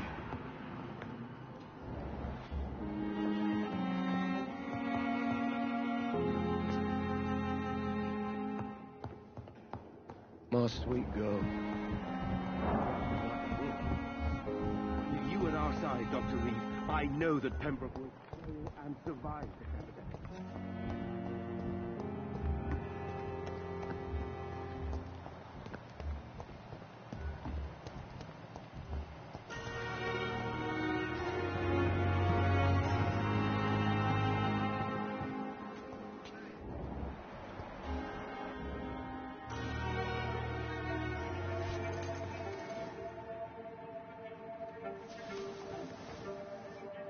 How can I be sure I'll not find your unconscious body in the house again? I promise you, you'll not find my unconscious body. For God's sake, how can you say such a thing? How can you refuse to listen? I tried to warn you for so long. No, I won't let my only son die. You promised me you'll stay alive. Your son lied to you, like the whole world lies to us.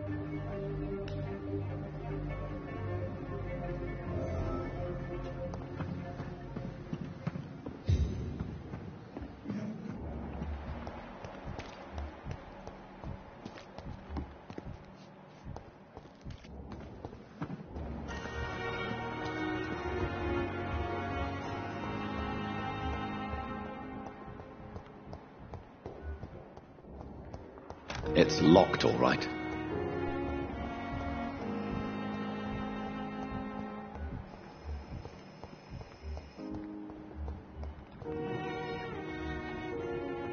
How long must I wait, damn it? Blaming me will not further your agenda, sir. How long? Good evening, Mr. God. I'm okay.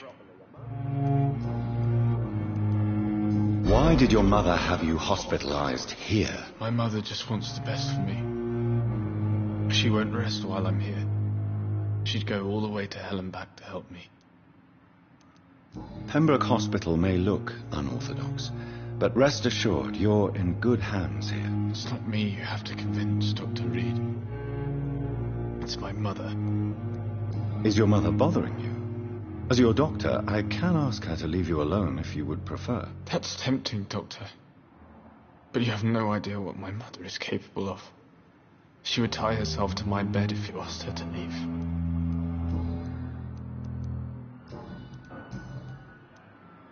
Admitted, Mortimer. Your mother had you hospitalized here because you tried to kill yourself. Yes, it's true. All right, then. This is the first time we've really shared information about your case. Shall we call this progress? Call it what you want, Dr. Reed. You can trust me. I won't report you to the authorities. My one and only concern is your health. I guess I should thank you, then. Can I help you in any way, Mr. Goswick? I wrote a letter for my mother. She was supposed to read it after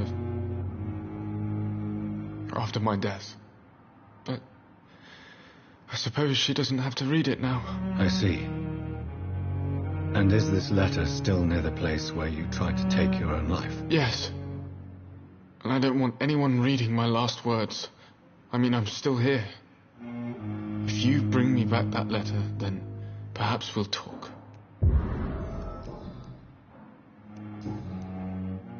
I have to go now, sir. Good evening, sir. Doctor. Good evening, Doctor.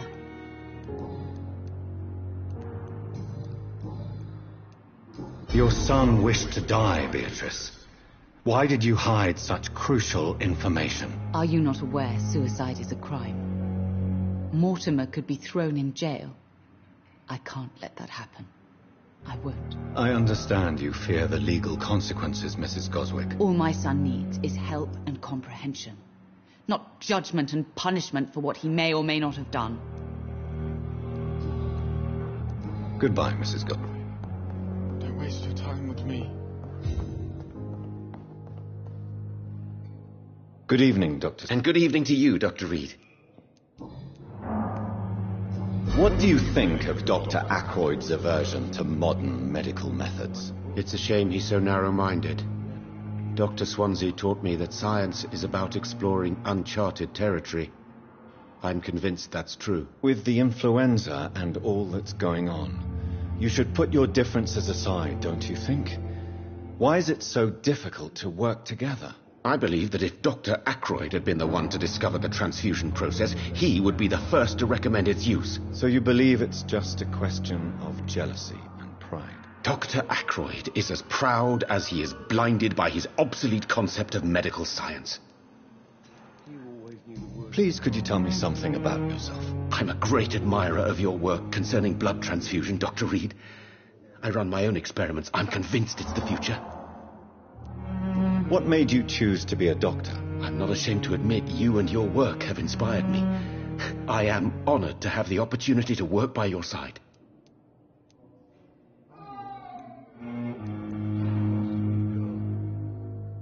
I'll give you some advice, but understand that nothing beats practical experience, which can be exhausting and solitary work. Of course, sir. And don't worry, I will never allow myself to be a burden, neither to you nor this hospital. I based my technique on my mentor's research. He helped me perfect my method.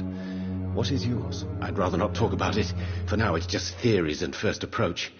My process is purely experimental and unsuccessful. As long as you're cautious and methodical. You're not the first one to warn me. But I am convinced knowledge is the main weapon against the ravages of this epidemic. What can you tell me? Well, it has always been an honor to work with Dr. Swansea. But with your arrival, I can't think of a better opportunity to learn about blood transfusion. You seem quite optimistic. It's a rare and precious attitude in these difficult times. I'm convinced that this epidemic is a test of endurance and dedication for us men of science. Questions remain about our capacity to resolve the situation. True. Last summer, during the first wave of the epidemic, I used to joke with Milton about the extra work. We're not smiling now. Do you need help with anything in particular? Well, yes, maybe. I'm waiting for a batch of products I ordered for my personal research, yet my supplier seems to have vanished. Do you want me to play the errand boy for you? Oh, no, Dr. Reed. But if you went personally to his shop... I see. Well, give me the address, for I may pass by if I have time.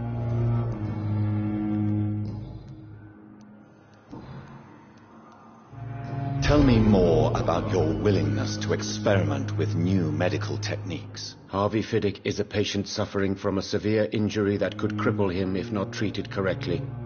I'm convinced your blood transfusion technique could help him. What is it you really want? To save him? Or to prove your point? Fair question. I want nothing but to save my patient, Dr. Reed. Especially since I know Mr. Fiddick's story. Tell me Mr. Fiddick's story. Our first diagnosis was compromised because Mr. Fiddick lied to us about the real origin of his injury.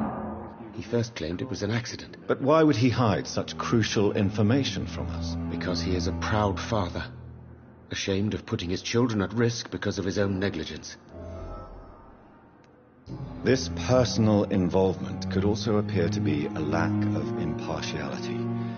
You must know that a good surgeon must remain neutral. I agree. But that does not excuse Dr. Ackroyd's behavior, a man who did not even take time to converse with his patient. Do you think keeping his distance was a mistake?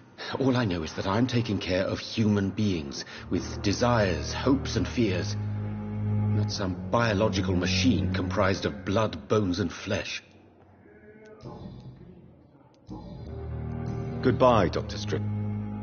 Reads me like a book. Good evening, Mr. Fiddick. Good evening, Dr. Reed. Any news about my operation? You seem worried about the safety of your family. And it's obviously the reason why your wound troubles you so much. I cannot give up on my children now. They both need me living. What about their mother, if I may ask? She died in 1915 during one of the first Zeppelin raids. More about the death of your wife, Harvey. 1915. I was in the army, building workshops for the Royal Flying Corps. Helen was happy I wasn't sent to the front. What happened? The Germans sent Zeppelins to bomb the construction site, but they missed their target. My wife was bringing my dinner when the bombs fell. How are your children after losing their mother? They were smaller then. The only good thing about this is my Helen didn't bring them with her that night. I'm sorry for your loss. So many died during the bombings. I served in France and witnessed the carnage there. I would like to say that she didn't suffer. Truth is, I have no idea. I just know that I'm all that me kids have. Poor little bleeders. Tell me about your injury, Harvey. Why do you feel so guilty about it? My wife died because of me. And now I may lose everything because I've been careless enough to hurt myself. What an arsehole. How could your job be responsible for your wife's death? I was working a double. She went out to bring me a hot meal and got caught in a German bomb raid. You can't hold yourself responsible for your injury, Mr. Fiddick. Unless you tried to hurt yourself. Of course I didn't hurt myself. But I can't work until my arm is fixed. My children need to eat, Doctor.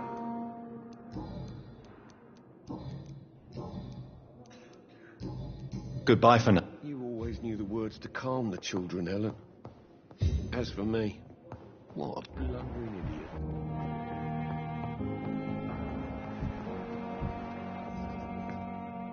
I'm quite... Tell me, Waverley, what do you think of Dr. Strickland's enthusiasm for his experimental research? Strickland is playing with his patients' lives for pride and glory. Now that, sir, is unethical. Are you thinking about something in particular? Harvey Fiddick needs delicate surgery. I believe we should stick to the usual procedure, but my young colleague obviously disagrees. And are you not afraid that your rivalry with Strickland may be blinding you? Rivalry? I guess you could call it that.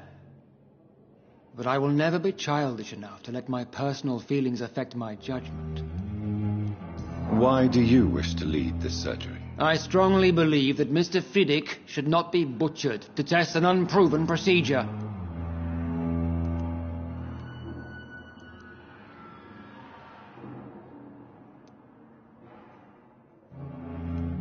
If you are going to lead this surgery, I'm trusting you to assume the consequences of your actions, whatever the result. I'm not the kind of man who runs away from his responsibilities, Dr. Reed. There is no need for you to be looking over my shoulder.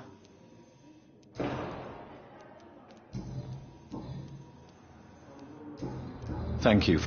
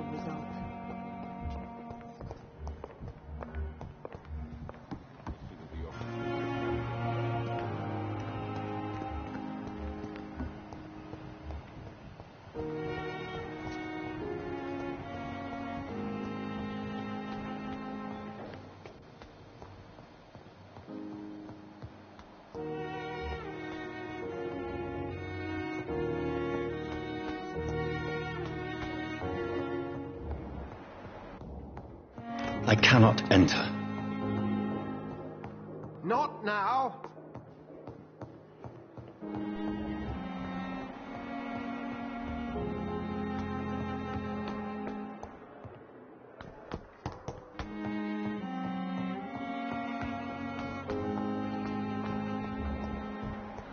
So many deaths. And what of my own life?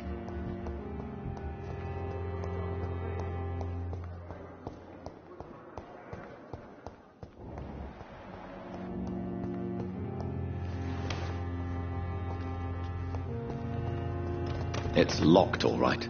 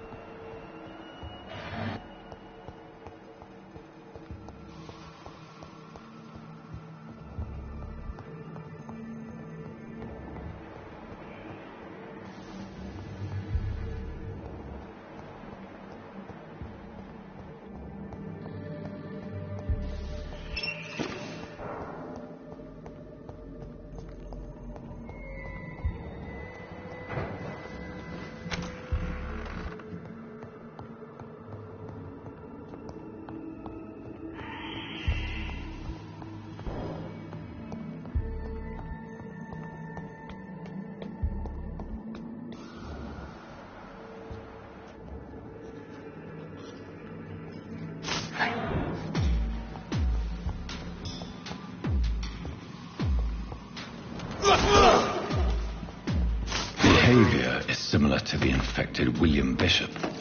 Must be the same strain. This sickness moves faster than influenza.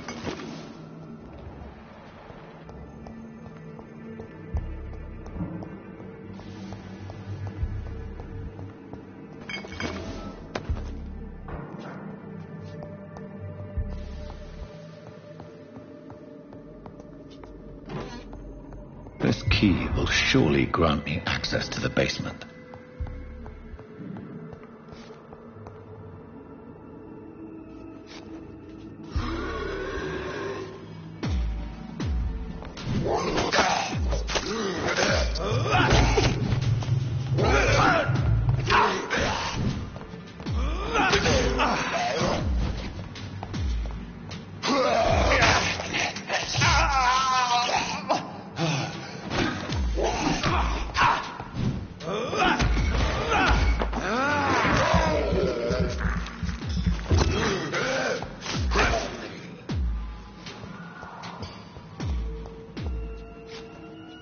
It's locked.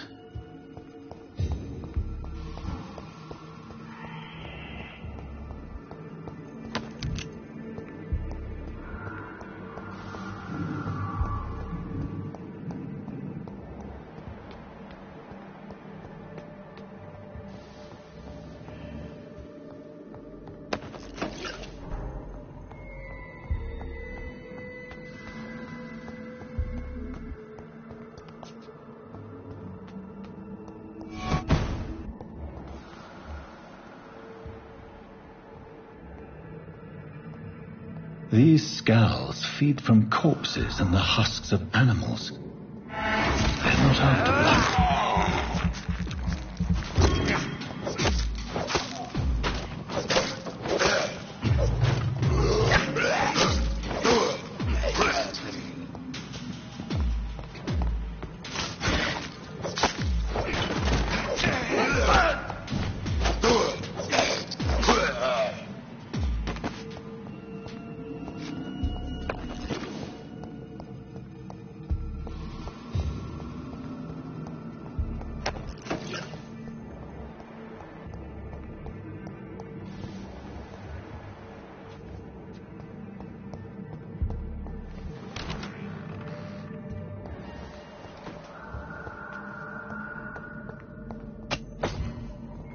It's locked.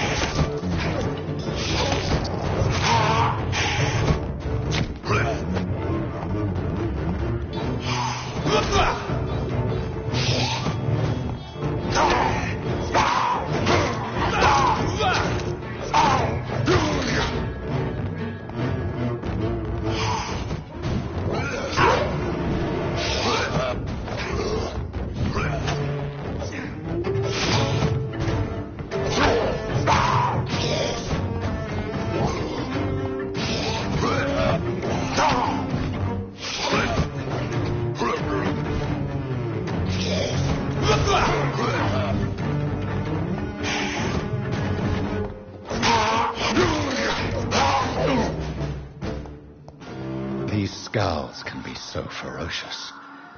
I'm not sure I can defeat them without becoming stronger. To drink blood is so tempting.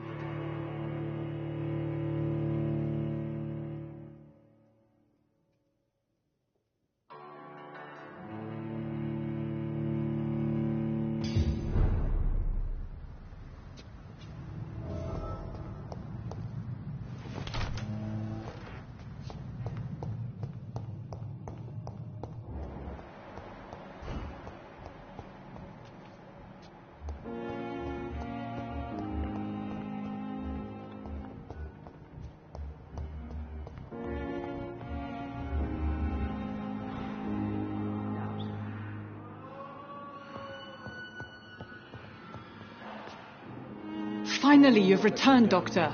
Yes, nurse. You've worked your first miracle, Doctor. Duty calls. When the storm has passed, I'll... Many thanks, Doctor.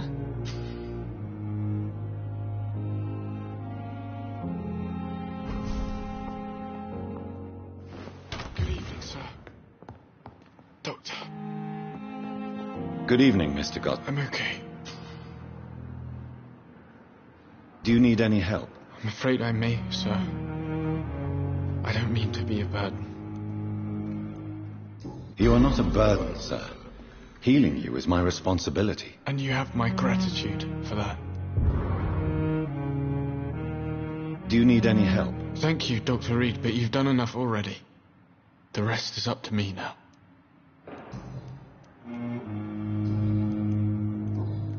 How painful. So painful, I'd rather... I'll let you... I'm all right.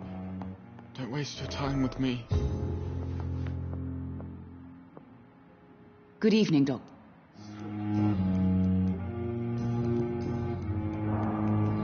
Goodbye. Like a book.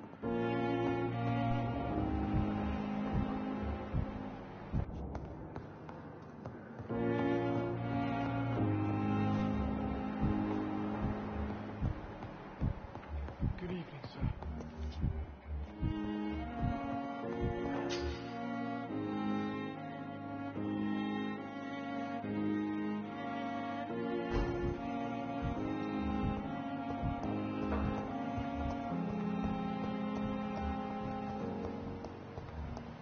I wonder why the Goswicks came here in the first place.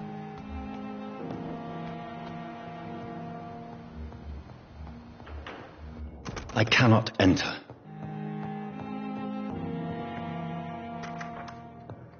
Please, Jonathan, come in. Fascinating, is it not? In the last decade, so many mysteries have been brought to light with our microscopes. The human body, biology's penultimate frontier. The more we explore its boundaries, the less we're able to trace a clear line between life and death. You, my friend, have a foot in both countries. The view must be vertiginous. It's at least as vertiginous as chatting about vampires with you, I would say. This must be all so new to you. This area of town, the hospital, a brand new life. How stimulating it must be. I wish I could share your enthusiasm, Dr. Swansea, but my condition defies scientific categorization. Undead? Unalive? Immortality defies logic.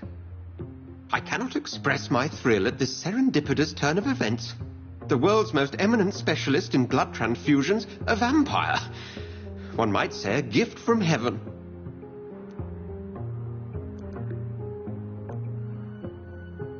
There is an absurd poetry to my situation. Physician, heal thyself. Forgive me. I've been an admirer of your work for a long time, and now you are so much more than a brilliant physician. And please, call me Edgar.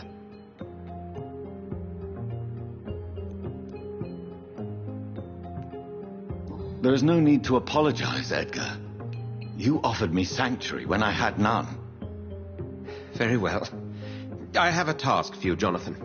Something that will require all your newfound skills. Please, go on. The Pembroke only survives through the generosity of our benefactors. Unfortunately, our main donor has found herself in a bit of a bind. Now, if you could help her out... A spokesman or politician is what you need. That's not my calling. And until I come to understand what has happened to me, I require discretion. Discretion is in order, Jonathan. Lady Ashbury has recently received rather indelicate correspondence that, if revealed, would jeopardize her position. And you would like me to eradicate this threat? By the stole, of course not. I would just like you to pay her a visit. Her ladyship is certainly near the tents outside, tending the sick. You can't miss her. Look for someone impossibly delicate. Accepted. I'll see what kind of trouble.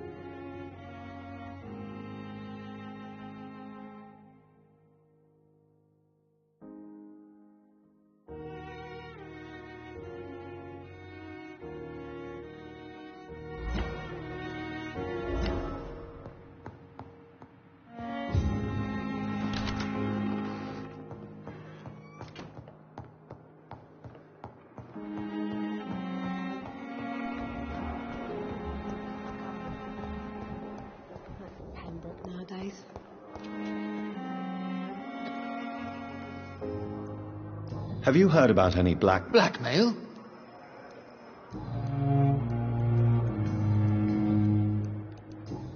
Thank you.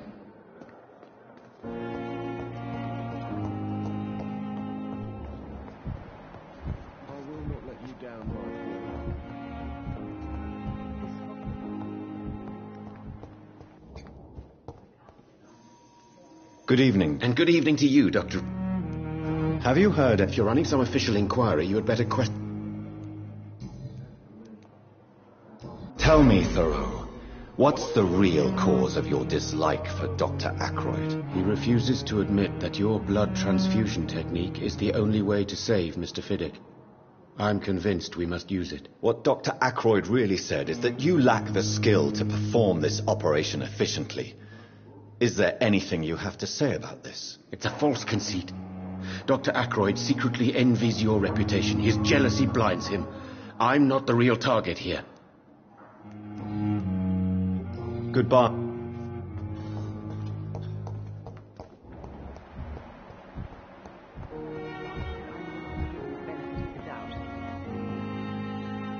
Good evening. Have you heard... Dr. Reed, are you... Of course not. Well, go be curious. Good... Must away, damn it. Blaming me will not further... Good evening. Have you heard... No. Don't waste your time with me. Disapprove of our methods, and you will kindly apologize when... Good evening, Mr. Good evening. Have you heard... No. Good... So many deaths.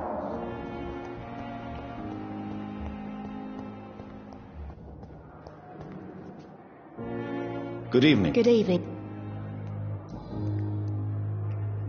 Pepper, I know... Yes.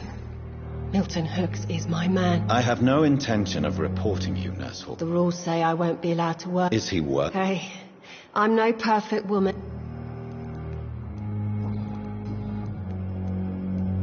What steps are you prepared to take to feel more useful? I don't know yet.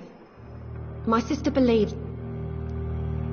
And what about Milton Hooks? For Milton, any change means more comfort and more peace. If you feel that saving lives is not useful enough, perhaps it means that you've lost faith. On the contrary, my faith has never been stronger. Goodbye.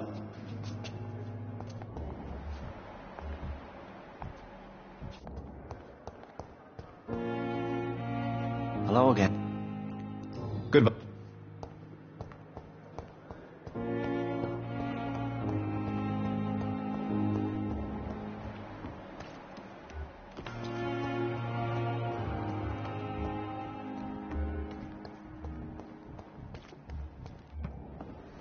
It's safer here than anywhere. The flu took my dear wife, Emily. I take comfort knowing we'll soon be together again. Mr. Rainfield, that's no way to talk. You're in good hands here, and we'll be up again soon enough.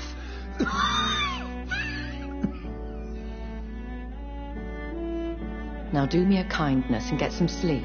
I'll be back round later. Your words are kind, the blessings of an angel. You're the sweet, sweet Lady of Mercy.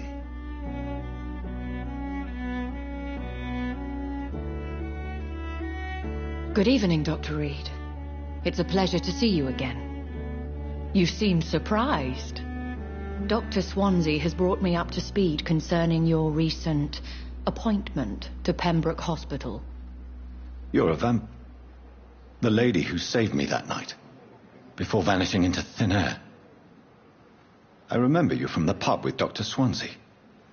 Indeed. Allow me to introduce myself formally this time. My name is Lady Ashbury. I remember you well, in spite of the brevity of our encounter.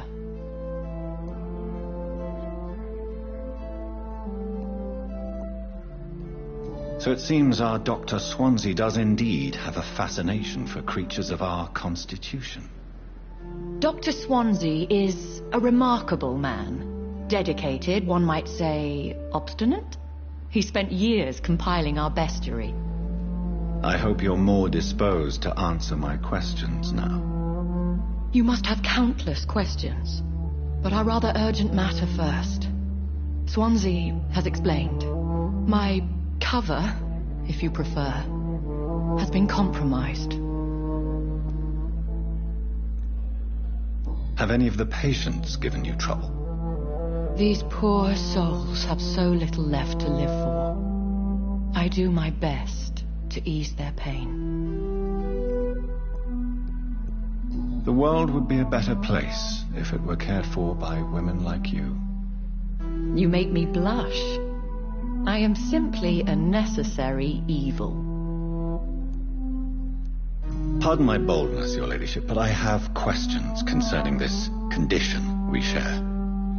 As a newborn, your hunger for answers is rivaled only by your thirst for blood. But the questions need wait. I'm a scientist. My trade is in the deciphering of mysteries, and I need information to feed my mind.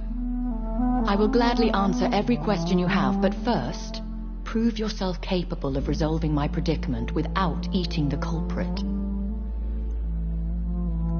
Dr. Swansea has commissioned me to be your agent in this matter. You could start by explaining what's amiss. These past insufferable weeks, I've been the victim of extortion. I've made a first payment, but the blackmailer grows greedy. I must refuse his most recent demands. Who would be so foolish as to threaten you? A kindred spirit. Even if it were the case, and I highly doubt it, a vampire would have asked for something more valuable than money. My suspicions lean toward a patient or their family. If we're dealing with an ordinary criminal, surely you've the means to deal with it yourself, if I may. As immortal tradition doth dictate, all fangs and hypnotic eyes ablaze, the blood would run like a river. That's what I hope to avoid. Violence has a tendency to spiral out of control. What are your expectations? Please be precise. As the newly appointed surgeon of this hospital, you are in an excellent position to ask innocent questions and deftly learn the identity of my blackmailer. Please continue. Every detail is essential. By my shame at having put the hospital at risk. The threat from our anonymous scoundrel is clear. A list of dates. My visits coinciding with the dates of suspicious patient deaths due to massive blood loss. I'll take care of it. Do you know where I should start? If that was the case, I'd settle the matter myself. You could talk to our local gossip, Harriet Jones. Not a pin drops here without her hearing about it. I'll meet that woman now. My life, as others know, is in your hands, Dr. Reed. I'm sure of your discretion, but I do fear your powers of persuasion will be put to the test. When this is resolved, I'll be your obligé. I'll answer all questions in regards of your condition. The Pembroke is so lucky to have Dr. Reed, you know. I met him in New York once. If only there were more of us. Less resignation and more determination. I know I can count. Another library.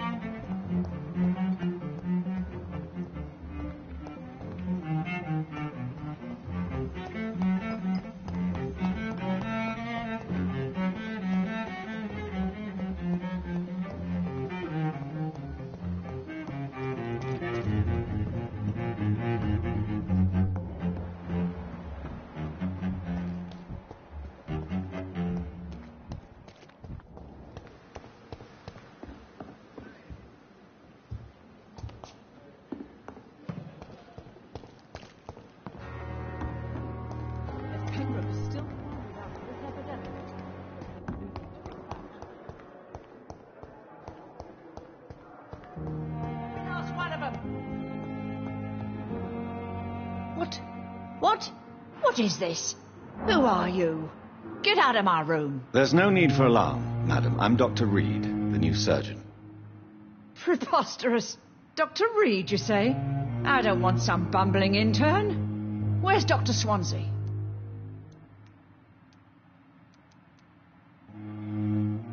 Please, calm down, madam. I assure you that I am highly qualified. I'm just back from war duty. How brave.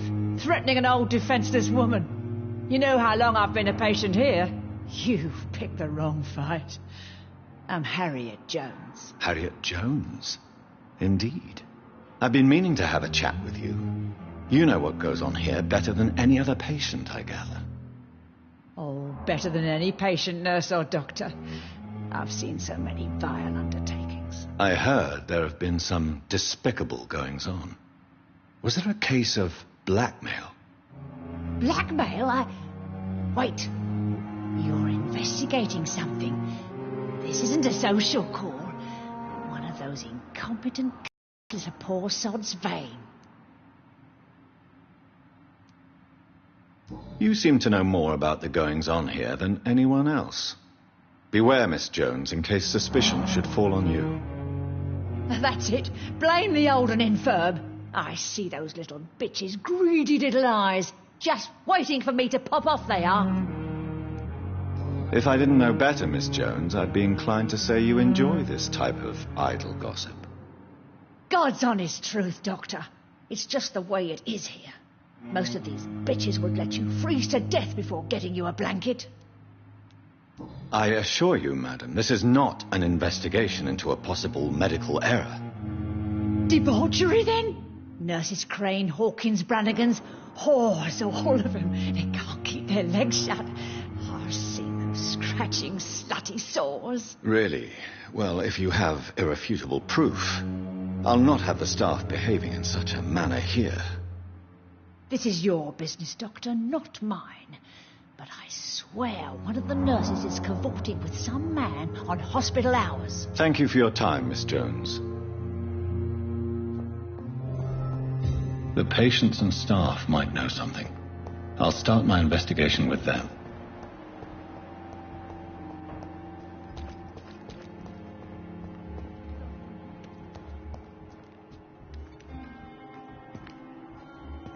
This is no time for selfish. It is the last thing I...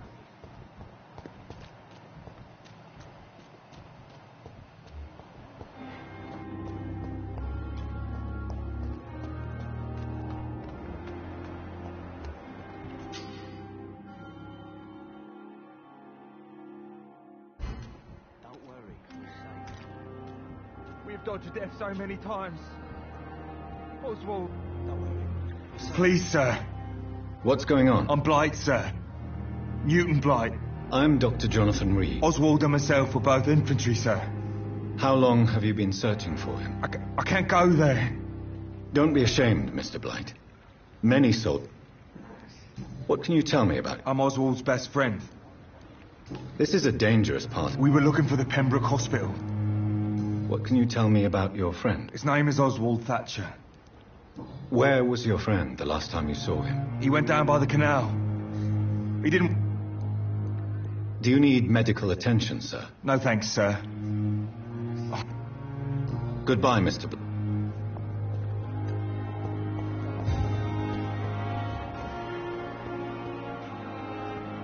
It's locked, all right.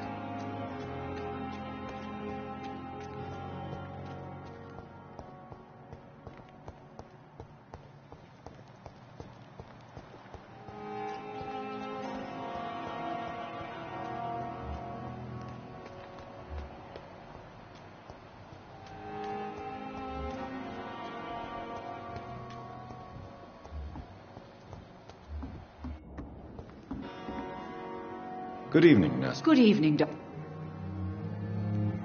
Do you know if any of The people who work here...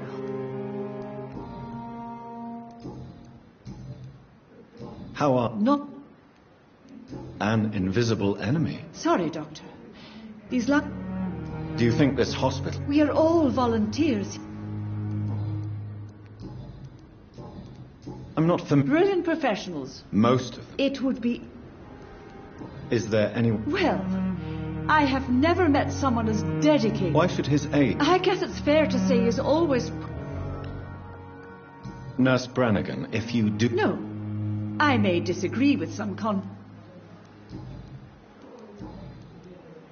Have you seen a strange man? I've never heard of... Goodbye.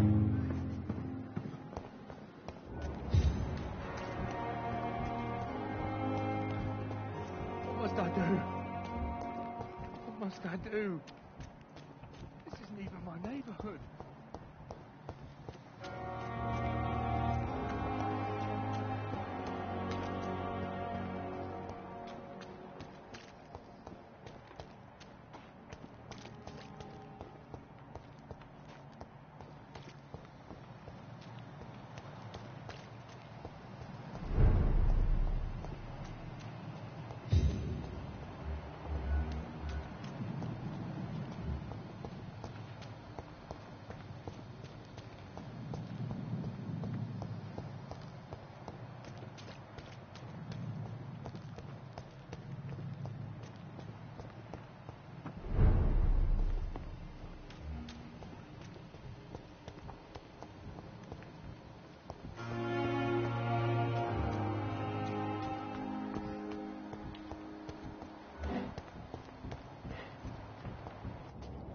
Don't worry, we're safe. What must I do? Don't worry, we're safe. You're sure you don't come back with me? Nah, I ought to see someone at the hospital.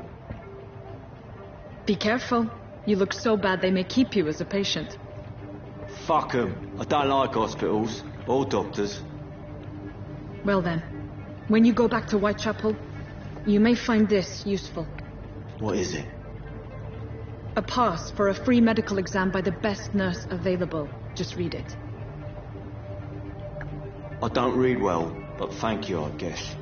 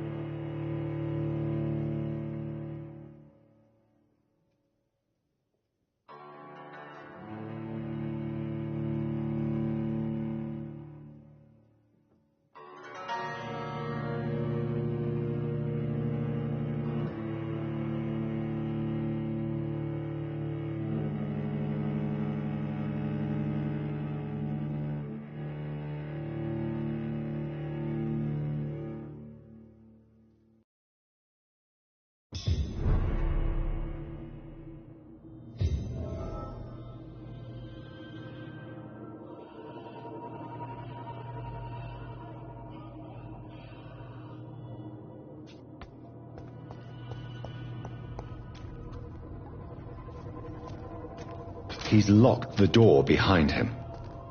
I need to find another way to follow him.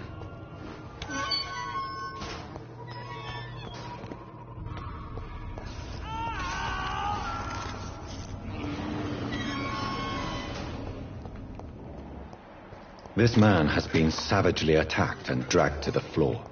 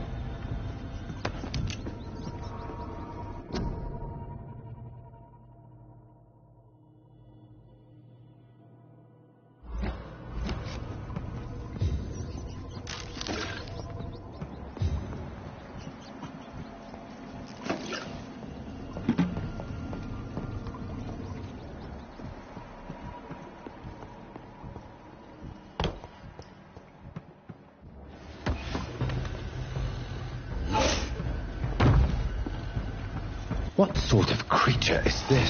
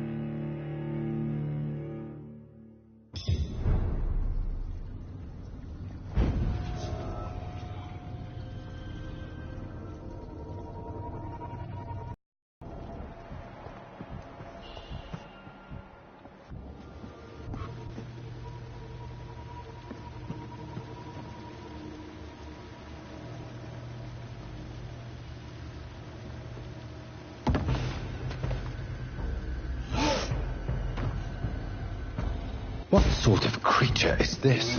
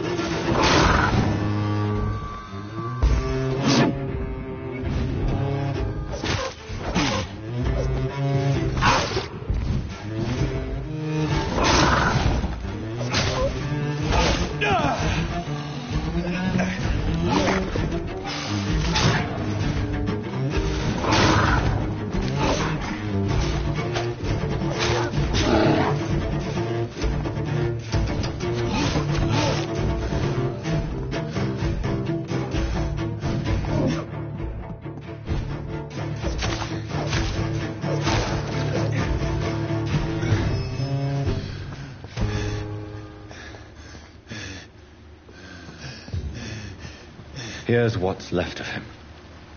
Not a lot to check, but I should anyway.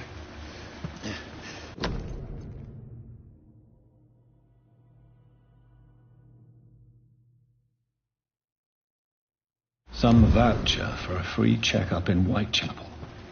What is Nurse Crane up to? I really must find her.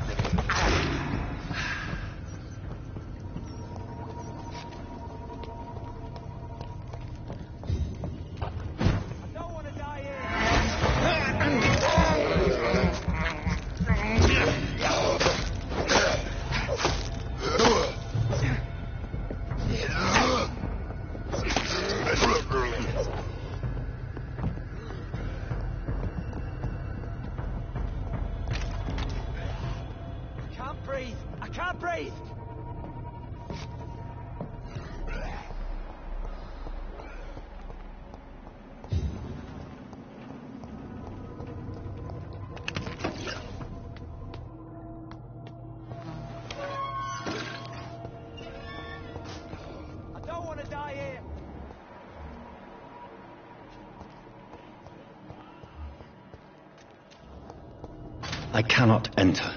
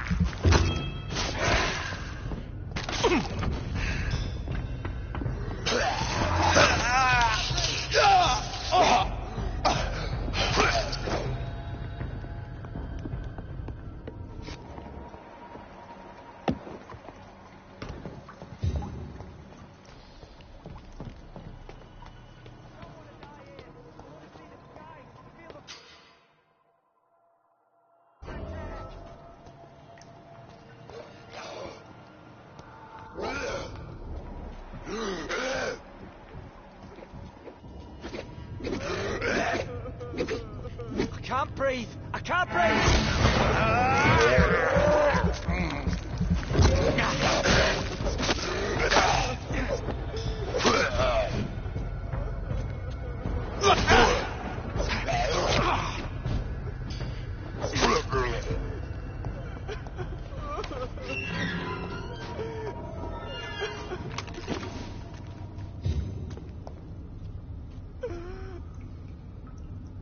Are you injured, sir? Help me get out of here! I'm Dr. Reed, and... Okay. Mr. Thatcher, your friend knew... Yes. Good. Now leave this place.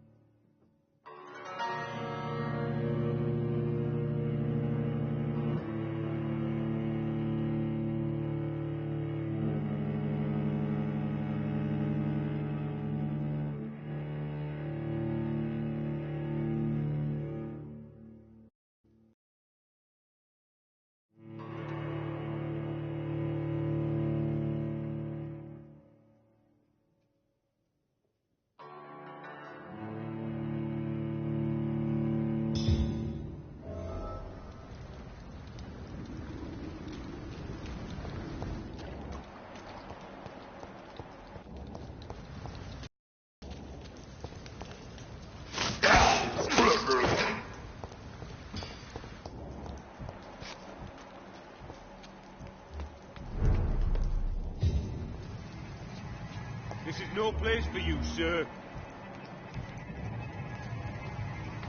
Look at it! Vicious bugger!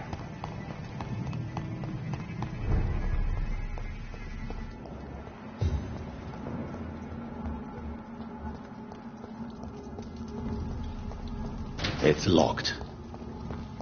It's locked, all right. It's mine! I'll take it.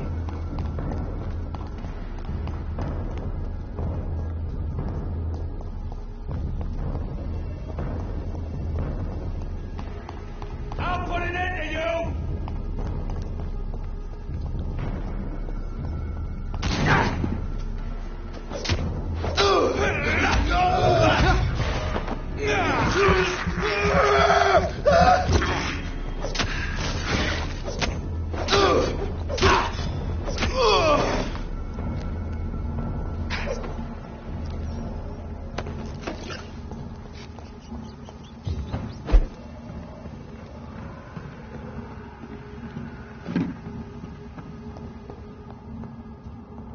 I cannot enter.